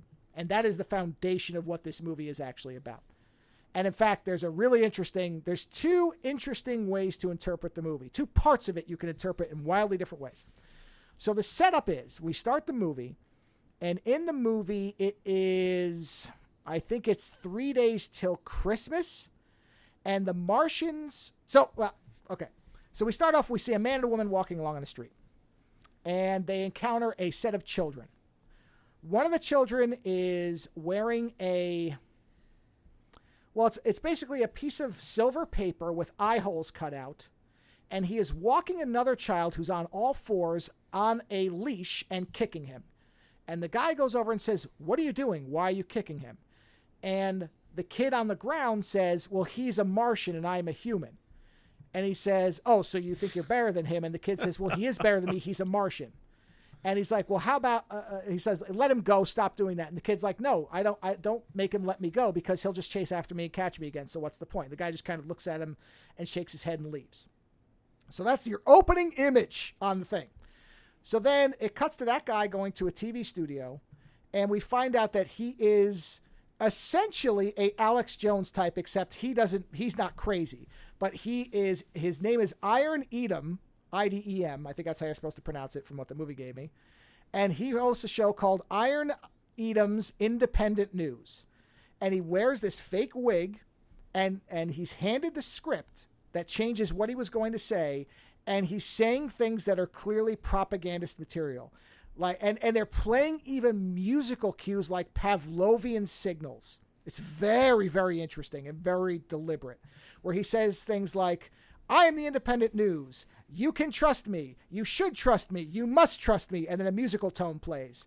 And he says, "We are now celebrating the 12th day of the Martians landing to grace us with their presence." Music plays. People are encouraged to go out and give blood in a sign of friendship with the Martians. Music plays. When you do, you can get a badge of friendship. And I'm not kidding. Now, this movie came out in 81, I believe. Hold on, I'm just double checking. Because obviously, 81. Now, THX 1138 was, I believe, 76? 71, so 10 years before. Wow, even older. And the tags that are the badge of friendship are the metal tags from THX 1138 on the ears. I mean, they are the same thing. So clearly, that's intentional. There's no way that's accidental. And again, it says, "Get a badge of friendship," and a thing plays. And he says, "Good news, everybody. You don't have to try to teach the Martians our language. They're so smart that they already knew it as soon as they got here." Music plays. And then, and that's the whole broadcast is pro-Martian propaganda that he has been told to read. He immediately then goes into his, well, you would assume news director's office and says, "I'm not doing that again." The news director says, "What do you mean?" He's like, "They changed my script and they told me what to read. I'm supposed to be independent. I'm not doing this again." And the editor says, "Well, you are independent. You can do whatever you want. Just be prepared to pay the price for what you're going to do." And he's like, "Why would you? Okay, why do they want me reading this? Who is in charge of this? If it's so bad, then just fire me." And the guy's like, "No, the Martians like you because people believe you. So we need you to keep reading stuff." He's like, "But if you want to go out there and say whatever you want, go ahead and just understand there will be consequences." And he says, "You hand me another doctored script and I quit." And that's it. And he storms out. Goes home, sees his wife, who was the one he was walking with in the beginning. And the next morning, no shit, fascist dressed stormtroopers they chainsaw his door open and kick it in, and they start smashing everything up. They take his wife, they put her in a body bag alive and zip it up and take her out. And then a guy sits down there and says, "You need to be more friendly with the Martians. They just want to be friends with us." And in the background, you see a Martian. And the Martian, and it's tough to, this is the interesting bit. They appear to be either little people or children. They're very short. They're wearing giant, almost puffy, the puffy jackets, the big puffy jackets. Yeah. All spray painted silver. Their heads are completely silver, but they look humanoid. They just have silver, which could just be paint. And they start painting on his mirror, "We just want love. We just want your love and your blood." And then they leave, and the whole apartment is wrecked. And so he then from there on, it is a sequence of him trying to find out what's going on with his wife. So after that, he's told he has to go and get one of those tags put on his ear. He does. He gets it's paint. They staple it onto him. This is not like a painless process. So they take his blood, they staple him. And so he's wandering around. He's trying to find where she is, and he's looking around. He sees them installing TVs with benches out in the public square that people are going to watch. And then there's a point where they're going to have a big, I guess you would call it concert or Honestly, something. it's a bit Brazil. Oh, it's very Brazil. Okay. Yeah, it's extremely Brazil. So that gets to the point where they're going to have this. So at some point, and they never really define why this is, because he's wandering around and he's trying to find anybody who might know where his wife is. And there's a point where he's kind of wandering around and he's in these different slums that exist, and he's trying to find out information, and nobody will tell him anything. And then at some point, so then he's in a bathroom, and it's probably at about the midpoint of the film, and a Martian comes into the bathroom. And at this point, it looks like it's a child, not a little person, but it's hard to tell because they're in the big jacket. They've got the spray painted face. It's made so you don't really know. And he takes a piece of pipe and he beats the Martian to death. And the Martian bleeds red. And he screams at the Martian, "Why are you doing this to us?" And the Martian says, in what sounds like a child's voice, "They told us we could have candy. We just want candy." Which has led some people to say there were never Martians at all. This is a put-up job by the government to collect. Yeah, right? And there is nothing in the film that contradicts that whatsoever. In fact, and it's something I didn't... I like that it's. Oh, it gets... Yeah. You're going to like it more. There's a point where suddenly they say the Martians are leaving and the government now says they're our enemy. And so we want them to leave, and they're leaving. For no reason. And it's at the end, it appears, of this blood collection campaign. Or at least they've gotten a large amount of something. Who knows? And so they're going to have this big thing that's celebrating the Martians leaving. And they want him to speak at it. Right? Now, at the beginning, when he was doing his first broadcast, I think is where they showed this footage of the Martians supposedly landing. And what it looked like to me was... probably literal file footage of a rocket, like an Apollo rocket taking off, but in reverse. So you see the rocket coming backwards and like the flames coming down and into it. That's a clever way to do it. And what I thought was at the time, this is just an inexpensive way to show this. However, when they're doing the big celebration of them leaving, it's the same footage forwards, which made me think, no. Oh, I see. This is faked. This is faked imagery. That's file footage that they played backwards and forwards, assuming that people are stupid. And so he shows up at this thing where they're having this rock concert and celebrating the Martians leaving and saying the Martians are our enemies, and we've told them to get out, we've driven them out, blah blah blah blah blah. And so he comes out because they wanted him to speak, and he basically puts a knife to the guy behind the stage and says, "Put me on now," and goes out in the front and gives this long speech, which. Okay, wait a minute. I think I found somebody who has the quote. Oh yeah, here it is. I'm going to read the whole thing. I'm assuming that this looks like it is relatively verbatim. I mean, this person did such a long review, I assume they did transcribe this. "Today there will be no announcements, no jokes, no news. I hear this is a goodbye to the Martians. I also want to say goodbye to you, but this is no reason to feel sad, because simply as of tomorrow, you will love someone new. Do you know why you like me? The more idiotic my programs were, the wiser you felt. That was the point. To pick the TV chaos for truths which you thought to be convenient.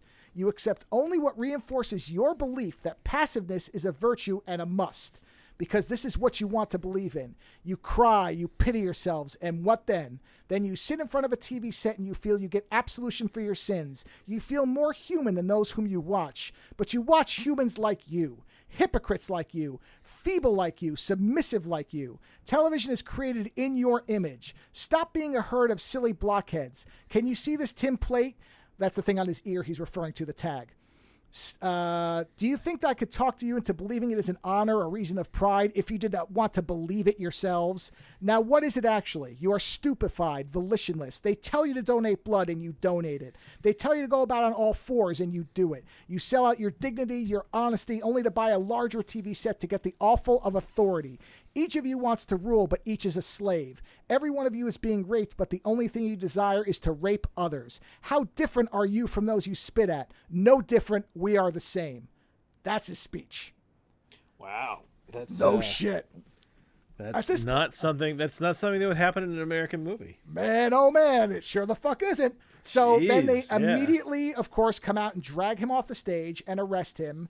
They set up a new independent news station that is called, I shit you not, The New Better News, and announced that he's a collaborator, that he was working with the Martians to try to get, to subjugate the human race. And that's why. So disregard everything he said. It was all fake news. It was all a hoax. But in fact, he was telling the truth. So they've got him in prison. And they're like, we want you to do a show trial and admit that you did all this stuff and that you were lying and that we were in the right and the Martians were in the wrong and that you were helping them. And he says, no. And they say, well, what would it take for you to get that? And he says, I want to see my wife. And they're like, you want to see your wife? Yes.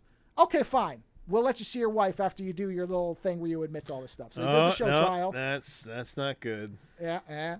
So does the show trial, admits it. They sentence him to death. They put him back in his cell. They drag in a body bag. He opens it up. Wife's dead. Wife's been dead for a while. So they killed her right away. Of course. Yeah. Of course they did. Yeah. Right? So now they take him out. They sentence him. Everybody's thrilled that he's going to be killed. They take him into the execution chamber, room, whatever. And it's being televised, of course. They bring him in, say we're going to execute the collaborator. And this is the interesting part because I had one interpretation of this and other people have a completely different one. And both are valid. So you see him and he's standing on a post with his hands behind his back. And you see the people in front of him with the guns. And you see a TV monitor that's showing the scene. Mm-hmm. They say, ready, aim, fire. They fire. On the TV set, he collapses dead. In the thing we're seeing in the room, they open his handcuffs and they let him go. And he opens the door to this hangar that he's in. And you can't see what's outside. You just see like light and mist, but you can't really make out what it is. And he walks out, and all you see for a minute is the TV monitor with him dead and the people standing there. And then the movie ends. Now, I read that as... Okay. Yeah, there's a few ways to go with this. There's at least two big ones. Right, mine was, they don't fear him anymore. They've used what they need him for, and they don't care if he lives and goes out. He's completely devoid of anything. He's a broken man. He'll probably just go kill himself. So what's the point? Let him go. Okay. Because according to him, people only believe the TV anyway. They don't care, and they've shown him trying to tell people stuff, and they don't believe him. Yeah, so that's he's one completely. Version of it. That's right. Okay. And then the first review I read about it, that was a very positive one, said, and so he walks off into the afterlife, Brazil style, and he's actually dead. That's one of the things that came to me right away. That it basically you're messing with the idea of what is real anymore. And the thing is that if he's dead on TV, maybe he's really dead at this point. But the TV lies, so maybe he isn't. And that's honestly it's quite genius. It's the whole, it doesn't have to necessarily be either for sure. People hate that. I love that personally, but people hate that. Yeah. I mean, is it that they don't give it a shit anymore? And I love that he didn't stay his hand because he didn't like, or show his hand. He didn't like have the, because if he opened the door and there was like the silhouette of his wife or some, shit like that, you'd be like, oh, wait a minute. But he gives you nothing. Well, in the same review that I quoted from, I love this little bit about the ending that this reviewer, this is a great review. I may actually link to the letterbox thing, and I'm going to tell you who the name, because this is a great review, because this has that whole quote. The reviewer's name is Zach Mosley. In fact, I will link to the letterbox thing so you can read this. It's an excellent review. And about the ending, he says, hold on, I have to get down to it, because, this is a probably 13-paragraph review. It is spectacular. Here it is. Okay. Item on the television screen slumps dead, but the item, or Edom, however you're supposed to pronounce it, that we observe in the warehouse remains alive and after a moment's pause shrugs off his bonds. If we interpret this literally, it's not clear why the regime lets him live, and the film never gives us subsequent plot points to aid our speculation because it ends. Instead, Edom is shown walking over to the warehouse hangar doors and opening them to reveal a blank, white, misty exterior framed in a television-like square. He enters the light and the film ends. William Gibson opened his novel Neuromancer with the line, "The sky above the port was the color of television tuned to a dead channel." And this is the future that Edom ventures out into. Perhaps television is the, quote, real reality and Edom is dead. Or perhaps the white frame he walks into is his own oblivion, the immortal eternity of televised infamy. Yes, but now that they've brought Gibson into this, right? Yeah. It can also say it doesn't matter. It doesn't matter that you're alive anymore because we've said you're dead on the TV, and the fiction is more real than the reality. Sure. That's why it's great. He's no longer really alive because the TV said he's dead. Right. And even standing in front of people won't prove that he's real. Right. Yeah. No, there's a hell of a lot going on. It is a magnificent film. I fucking love it. So what's wrong with these guys' movies? Why are they obscure? Well, number one, they're foreign. Let's Okay. just be honest. They may, let me preface all this by saying, I don't know if they're obscure everywhere else. I've never heard of them, but I'm an American. What the fuck do I know? I know that there's entertainment that entertains you, and there's entertainment that challenges you. Yeah. This is of the challenging. Oh, definitely. And that may also be, I mean, his speech about the television thing might be the exact it's fantastic. thing, Yeah. You know? And the fact is, they're subtitled. Again, they're not, Yes. I do not believe there's English up for them. I have heard that line many times of, wow, I don't do subtitles. Right. Yeah. I'm like, what? You can't read and watch a movie at the same time? Come on. Now, the other thing is, I don't know, because this is the first time I've seen them in any type of Blu-ray, so I don't know that they've ever been available in a wide release. They may have only been on VHS. They may have been hard to find in the United States. I don't know why they're not more well-known. I assume at the time when they came out, they were probably partially suppressed because they were critical of the Communist Party that was in charge. So there's probably a lot of reasons for it. But honestly, and the poster, my wife saw it because I took the discs and I, of course, digitized them so I could watch them on our Plex. And she saw that and she said, what is that? Like it looked, because it's a horrifying image. It's this face with the mouth being drawn back with a leather belt in this really tight way. And what is this? Again, what is the name of this one specifically? The War of the Worlds Next Century. It's very long. But if you look that up, you will see a beautiful poster, which I almost want to get because it's so well done. I mean, the posters for all these are really good, but you got to look it up. Now, there's one with a woman in a red dress. I see. With the one? With the massive teeth. Yes, that one. Yes. Isn't that a great image? Who's the guy who did all the art for Hunter S. Thompson? Oh man, what is that guy's? I know who. Oh god, what is that guy? He reminds me of that. Yeah. I can't think of the guy's name. It's the wacky ink. You know. Yeah. Jeez, what is that guy's name? I should know it. I knew it off the top of my head before. I don't remember, but yes, he did Animal Farm. He's done a lot of stuff. Yeah. Yeah. Yes, it's that type of thing. So why are they not known? I don't know. I have a feeling that it is. Well, let's see. Let me look it up. Let me look up the film and see how it was available. Okay, it doesn't. Jeez, there's barely even anything on it. Oh, hold on. Yeah. You're talking about great posters. Yeah. Okay, so type into your image search. Sure. The War of the Worlds Next Century poster, right? Poster, yeah. Now, let's see. Scroll down till you see the guy's head that's got the giant nut on it, like a metal nut for a bolt.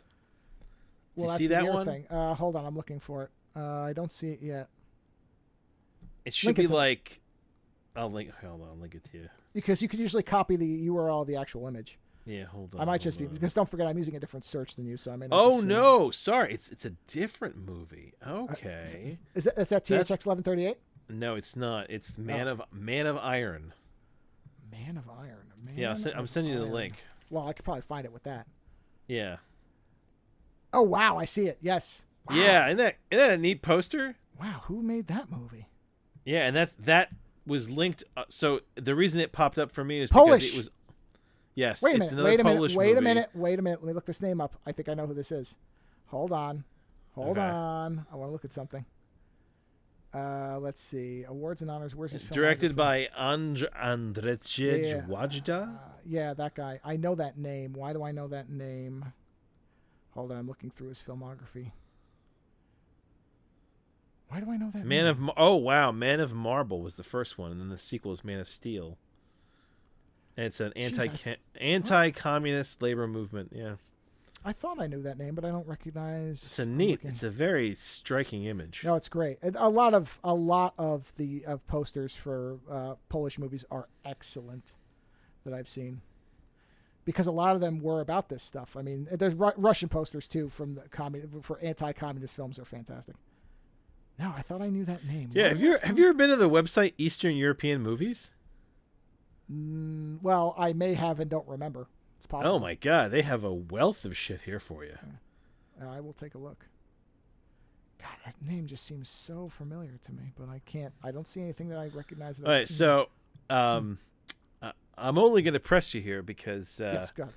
I don't know where my power cord for my computer No, that's fine. is. This is gonna be a shorter review. And I've got about 20% of my battery That's left fine. here, which never happens. That's the kind of chaos I'm living in right now. I followed this up with Transformers: Rise of the Beasts. What's wrong with you? You know what? I'll tell you what. Hold on. Did you go straight from one to the other? One night to the next night, yes. Okay. So, I watched the trailer for this when it came out. I had seen it came out. Did you watch Bumblebee? I did, and I liked it. Okay. And I saw a lot of people who said, if you liked Bumblebee, you'll probably like this. It's not like the other Michael Bay ones. And I went, oh, okay. Yeah, because he does look, everyone looks a little more classical. They do. They do. So I went, okay. Because I watched the trailer and I went, Unicron?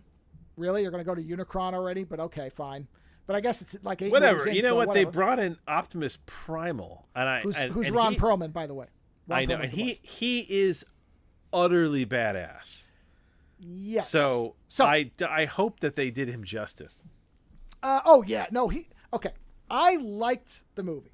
I will likely never watch it again because in its narrative, it is extremely formulaic. And I would put Bumblebee a little ahead of it only because Bumblebee is a very focused in most of its runtime story. It's Bumblebee and the girl. That's the story, which is always going to be better because you get to know the characters better. You know Bumblebee better, you know the girl better. It's a better story in terms of characters. Now, Rise of the Beast is better than any of the Michael Bay films, without even a doubt. I'd watched this movie a dozen times before I'd watch any of the other ones once.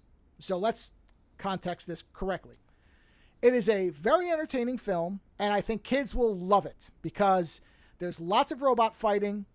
There are moments of CG overload, which you just have to expect. But there are also times where there's enough restraint shown in how it's happening that at least in 50% of the robot battles, I knew what was happening. Some of the other ones, I think the editing and the way the shots were too tight, you can't really see, but whatever. That's just how it is. So I will warn everybody, the Maximals don't show up for about an hour. Now, the movie's about 2 hours and 5 minutes. Oh, no. No. It moves briskly. I will say, it doesn't drag. So they set you up for it, the anticipation. Yes, you get an opening where you get the Maximals and Unicron, and they escape to Earth, of course, where the Autobots are as well, because they had to leave Cybertron.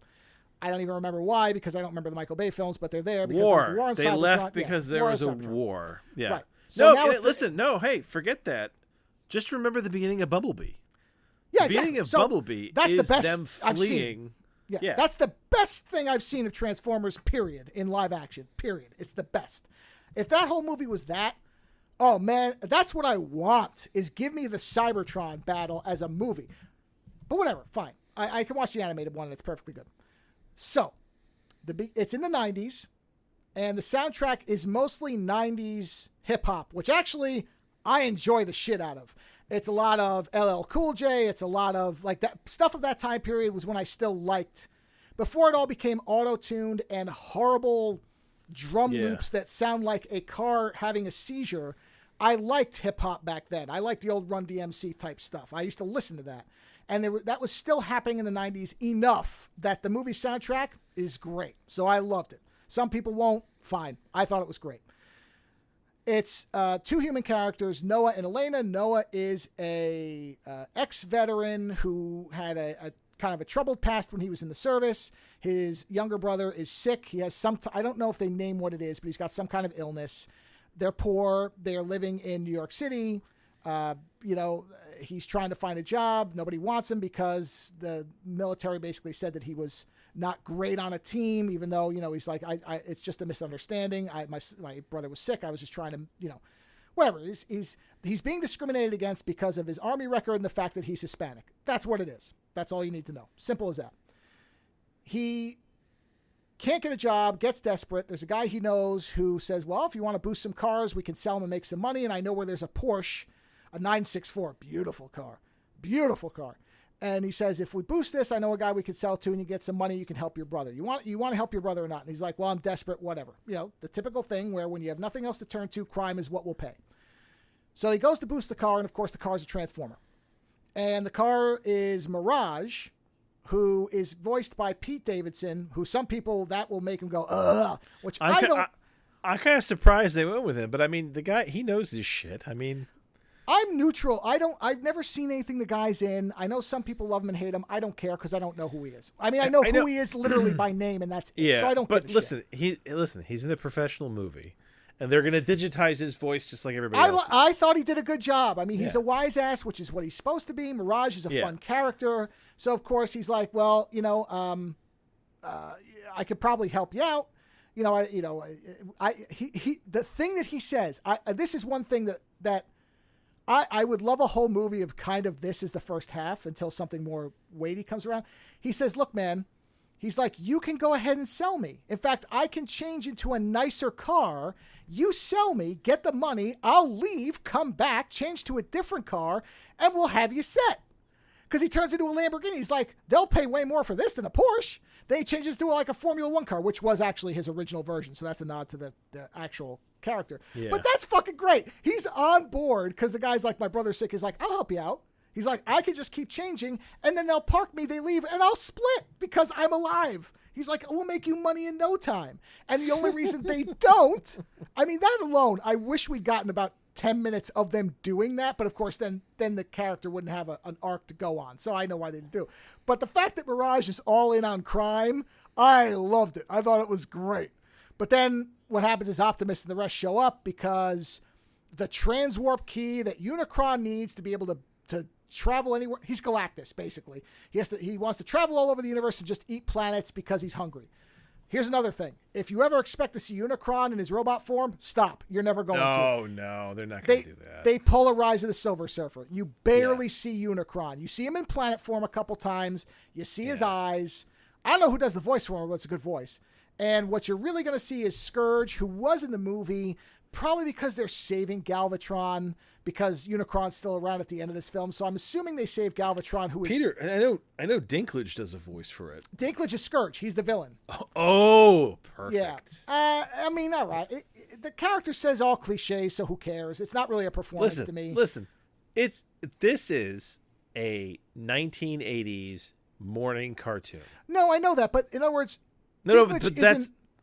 He's not adding anything, so it's literally that they just want his name on the poster, which I'm like, this is the problem. This is the problem they had with Hugo Weaving. Then they got Hugo Weaving to do what's his name, Megatron, for the first movie, and his voice was lost in the digitization. Sure, yeah, same thing. So but when Leonard Nimoy came in and did the voice of was it Sentinel Galvatron. Prime? Oh well, no, yeah, he was Sentinel Prime, but he was Galvatron in the animated movie, and he was great. Oh no, that was Orson Welles, dude. No, that was Unicron. Unicron was Orson Welles. Oh, Leonard Nimoy was Galvatron. Got it. You're right. Yep, it was Orson Welles. You're right. But yes, it adds some gravitas to it, right? So yeah, I guess here and there you can tell it's Dinklage, but honestly, most of it you don't even know it's his voice. So it's a shame. Okay. Yeah, and of course they've got I don't remember the guy's name. The guy who does Optimus is back, so you know his voice right away. You can kind of hear his age now, but whatever. Who cares? It doesn't matter. So the first hour is Mirage and Noah, and then the girl is Elena. She works in the Natural History Museum and finds the first half of the transwarp key, and then discovers that the transwarp key has been broken in half by the Maximals so that nobody could find both pieces at the same time. But the first hour, the Maximals are really only there for the prologue, and the rest of it is Optimus kind of getting together. And one thing I like, and they cut some of this movie, I actually do want to watch the extended version because they cut some things that were kind of dumb, probably because they just wanted it to be a faster movie. But Optimus is very number one, he doesn't trust humans. He's very much like, speaking of Hugo Weaving, he's like Elrond was when he's like, you can't trust men. Because this is still early Optimus, right? Yeah, and Optimus also, what you don't know in this movie but was cut, and it makes more sense once you know it, is that he finds out that a lot of the Autobots are dead because he left. They died after he left, and so he feels like he should have stayed.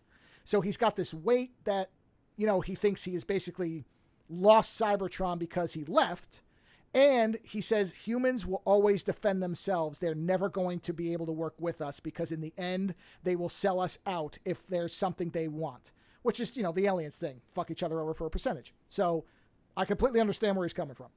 So that's the first hour. And then they end up finding out that the second piece of the key is in, I believe it's Peru, which has a lot of jungle and forest. And gee whiz, who do you think's in the forest? Because basically Scourge and them, they attack them at the museum, and Michelle Yeoh, as a digital bird, comes in and blows everything up and gets them out. And she's the first Maximal that we see since the prologue, and she says, oh yeah, they're in Peru. And then she gets infected by Scourge. She dies later in the film, but that's the first Maximal. That's the connection. They go to Peru. They find Optimus Primal. He and Prime want to kill each other. And this is also great. At first, Primal not hates. He says, this is not the Optimus Prime that I've always heard about. What is wrong with him? He's just like a defeated leader. Again, without the context, you don't really get what's going on. I mean, you kind of do, but they don't tell you what happened. Yeah. So you don't really understand why he's acting this way. And Primal's like, he's not going to be able to take on Unicron. He's basically given up. He's just trying to hide out here till he dies. And so Noah, you know, hears them all saying this, and he says to Elaine, he's like, look, we got to get the key and we have to destroy it. And she's like, what do you mean? He's like, if that key ends up with Unicron, Earth is toast. And these guys aren't going to be able to do it because half of the team is basically given up on this shit and we can't rely on them, which is exactly what Optimus Prime said. It was basically, we can't rely on these people, and Noah's basically hatching a secret plan to destroy the transwarp key. And Alea says, no, we can't do that. You know, we have to work with them. And Noah's like, no, I'm blowing it up. I will not sacrifice the whole planet and my little brother because this fucker's having a crisis of conscience. I ain't doing it, man.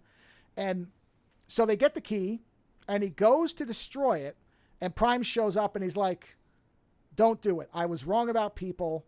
You know, I'm trying to remember what he does, because one of them does something to save one of the Autobots or something like that, you know, and so he sees that he was wrong, and he's like, we can do it, or at least we can try, you know, and so Noah doesn't blow it up, at which point, I think her name's Air Razor, which is Michelle Yeoh. She's the bird Maximal. She's like an eagle or something.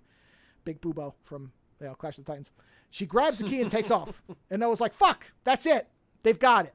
Because Scourge at this point is just wiping people out. Like, nobody can touch him. He takes, which I like, any other whatever bot that he kills, he cuts off their insignia, like the little Autobot symbol or whatever it is, and he bolts it onto his armor. So he's got all these faces and shit for all the different robots he's killed, and he's got them all as like Predator trophies on his body. It's great.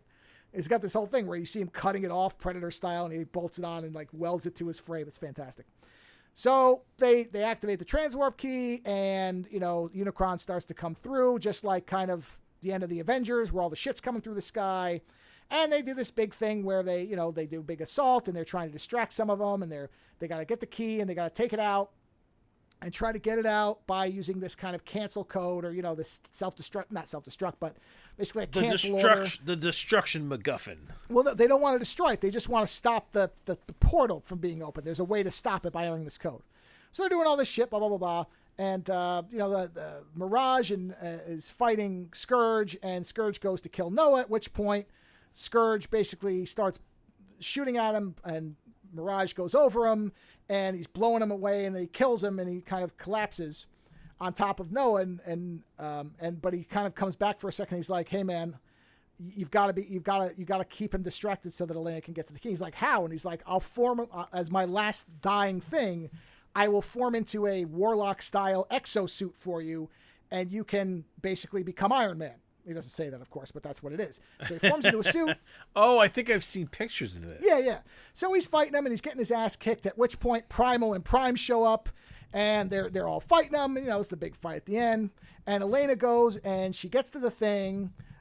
She fights off a little stuff here and there. She goes and she's entering the code, at which point something, I think it's Scourge, blows the console up in front of her. So now she can't stop it.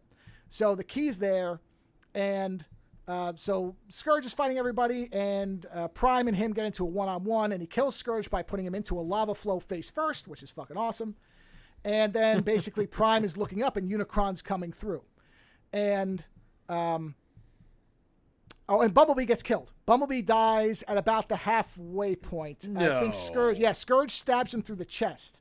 And so Prime... But he can't die. Well, we'll get to that. But Prime brings him in, and Primal's like, because the forest they're in has Energon everywhere. So Optimus Prime says, there's Energon. Why can't we use it?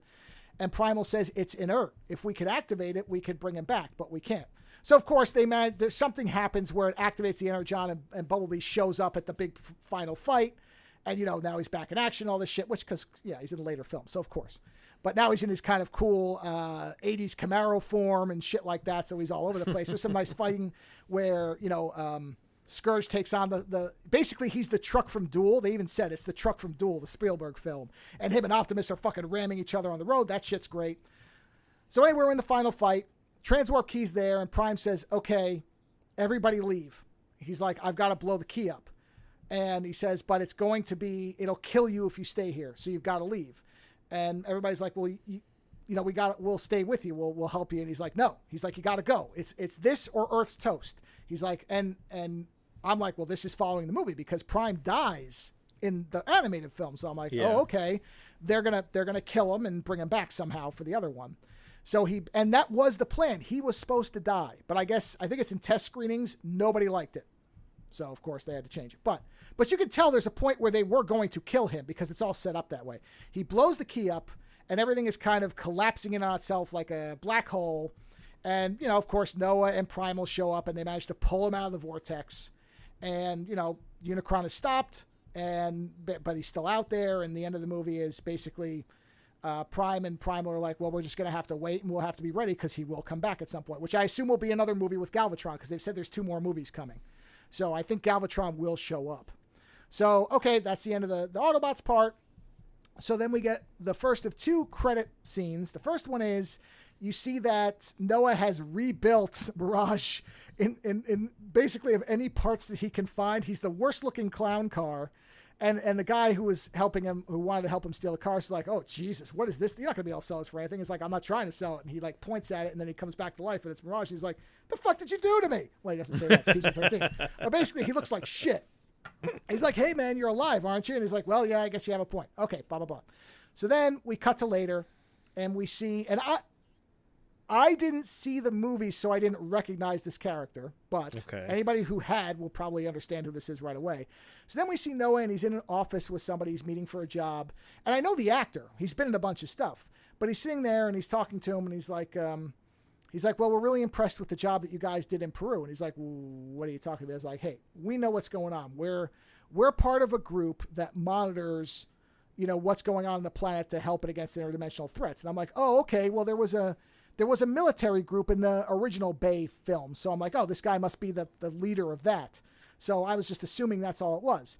And basically the guy... Yeah. It's not... what's this? The guy who looks like Timothy Oliphant.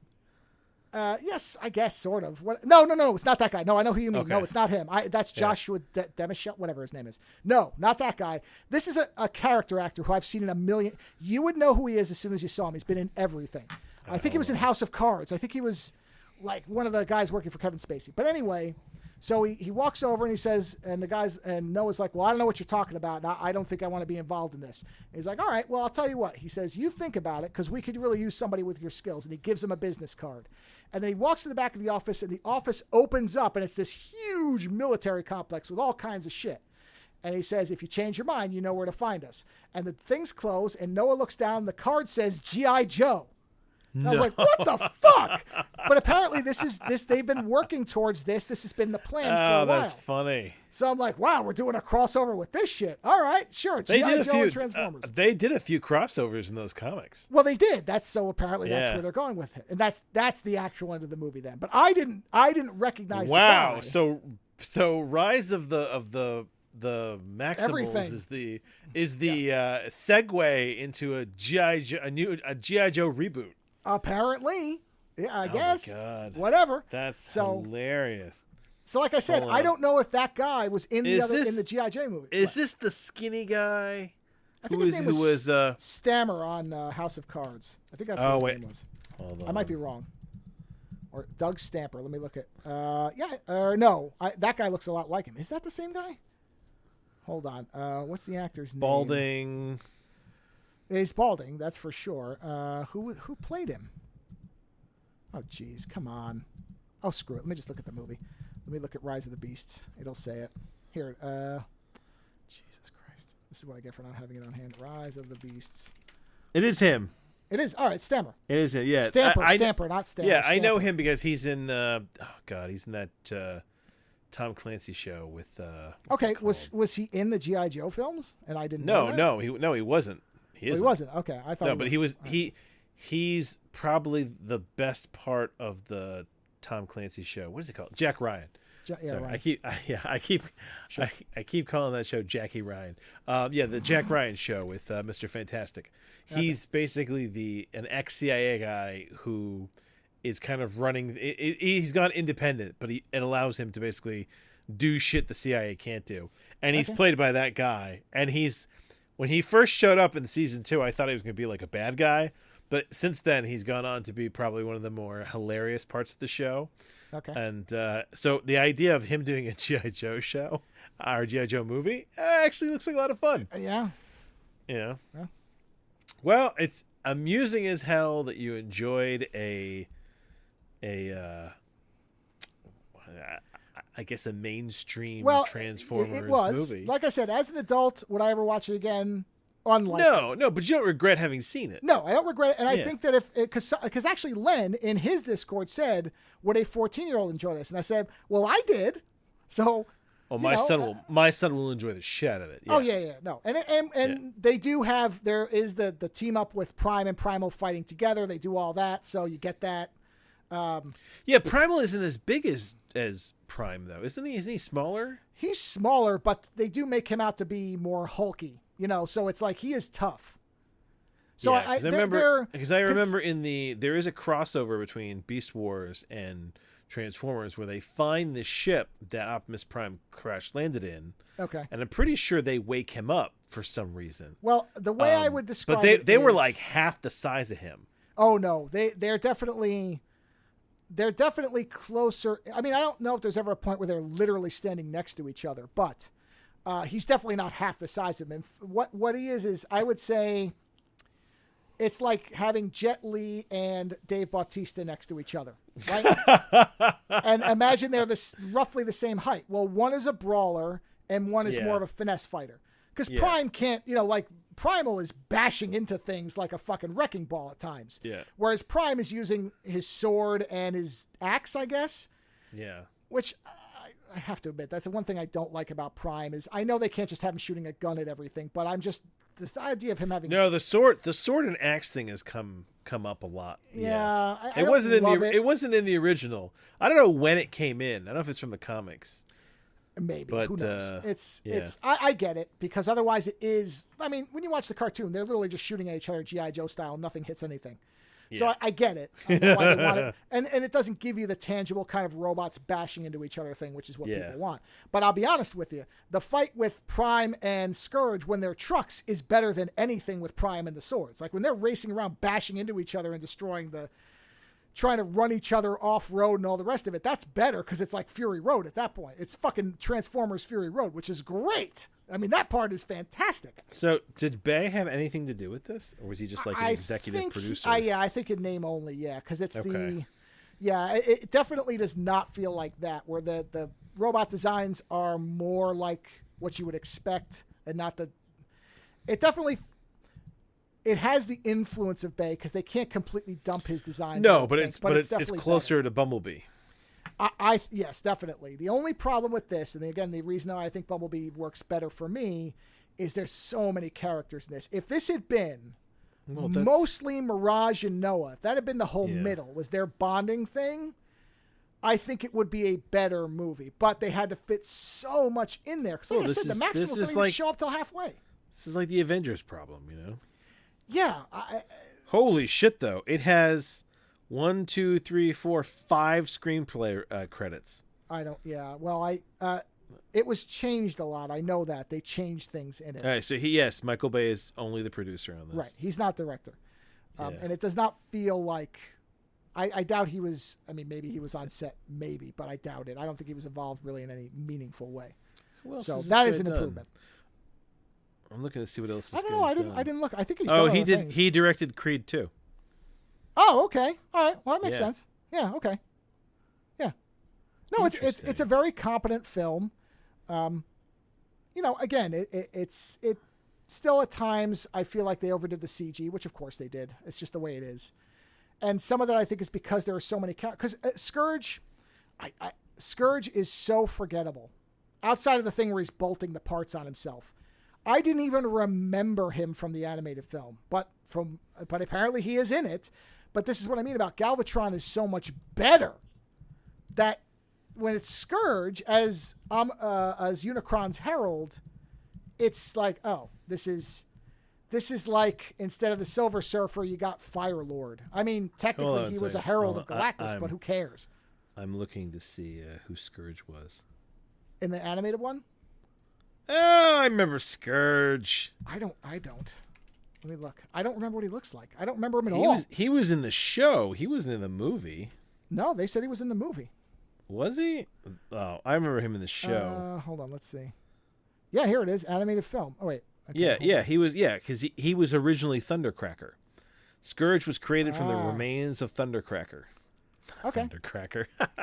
Oh, man, Transformers has some fucking great names.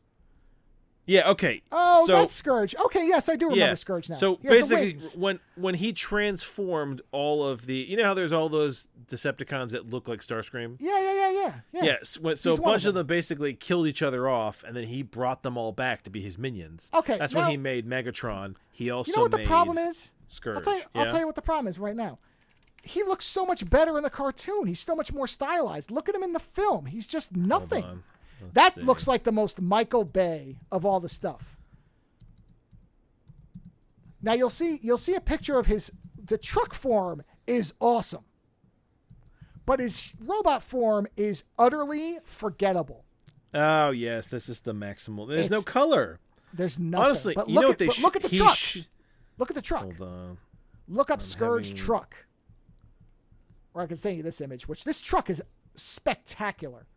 Here, I'm going to send you this. Sorry, everybody that's listening. There. Send. Look at that fucking thing. Oh, wow. So you see what I mean about when they're fighting his trucks? That is menacing. It is beautiful. Like that scene is so good. They should have done something where he was all blue. Honestly, they need to embrace color. I agree. Because if they... This is it's the only thing I'm going to say that I think would improve the Transformers movies, other than get good writers. Put all the Transformers in primary colors. That way, when you have the big fights, we know that blue is fighting red. Because you always know red is Optimus Prime. You always know that yellow is Bumblebee. So Scourge should have been blue. I just sent you the picture of the two of them in the same scene. See what I mean about the size? Yes. They're essentially the same size. Yeah, you're right. They are. Yeah. I mean, listen, honestly, Primal looks Primal looks like he could rip Optimus in half. Well, the thing I like is that they don't have the same form. They do seem like different fighters, which is good. That's a good thing. I think that was actually a very smart decision. And does it matter that his voice is Ron Perlman? Can you hear Perlman? Yes. Oh, no. Actually, I didn't think it was Perlman at first. Who did I think it was? Then I realized it was Perlman. Oh, I was so sure it was someone else, but I can't remember who it is. Somebody who has like Perlman's deep voice. But yes, he sounds great as Primal. It does sound like Perlman with a bit of a... you could probably find a clip of him talking. I'm checking right now. Yeah. Oh, no, he sounds great. Like that one, I feel like they didn't... I think with him, unlike Dinklage, whose voice is somewhat ordinary. He doesn't sound very unique. It doesn't sound like they digitized him very much. Well, but Perlman's voice inherently is different than he has a wonderful speaking voice. Oh, it's the timbre. The timbre Yes. of it is excellent. Yes. Right. The same way that, James Earl Jones has that voice. Ron Perlman has one of those voices, but I didn't think it was him at first. Who did I think it was? You know what they really need? They need Morgan Freeman to do a Transformer. You know what? I can't remember who did Unicron. Who the hell did Unicron? Because Unicron the voice was speak? good. Oh yeah, he speaks. Yeah, Oh no, he hold on. speaks. He speaks a Well, lot. yeah. Who do you get to replace Orson Welles? Well, that's the trick, right? I mean, that is the trick. Who was it? I don't remember because the voice sounded good, but I don't remember who was Unicron. Jeez, I can't even find. Who the hell did Unicron? Unicron. Coleman Domingo. Yeah. Whoa. It's a cool looking dude, but I don't know him from anything. Hold on. Do I know him from anything? Coleman Domingo. Oh, he was in Candyman. Okay. Oh, I know who this guy was. Yes, all right. Great voice. I know him from Candyman. Was Coleman Domingo the Candyman?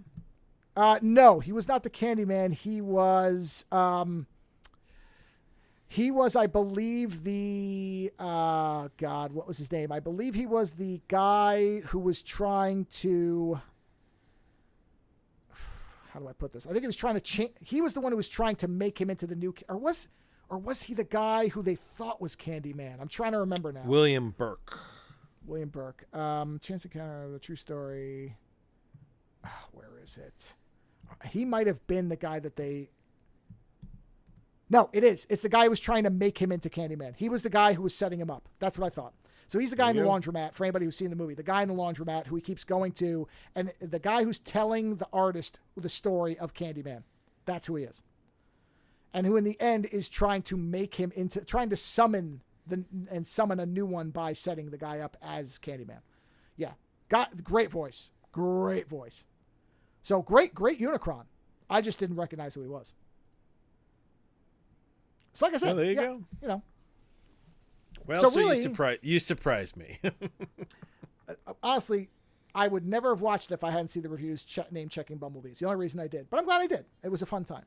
So honestly, I've given you two wildly different films that you can watch. I just don't know if War of the Worlds is available anywhere. Let me just take a quick look. Besides, I bought the Blu-ray set. I don't know if it's actually, is it on YouTube?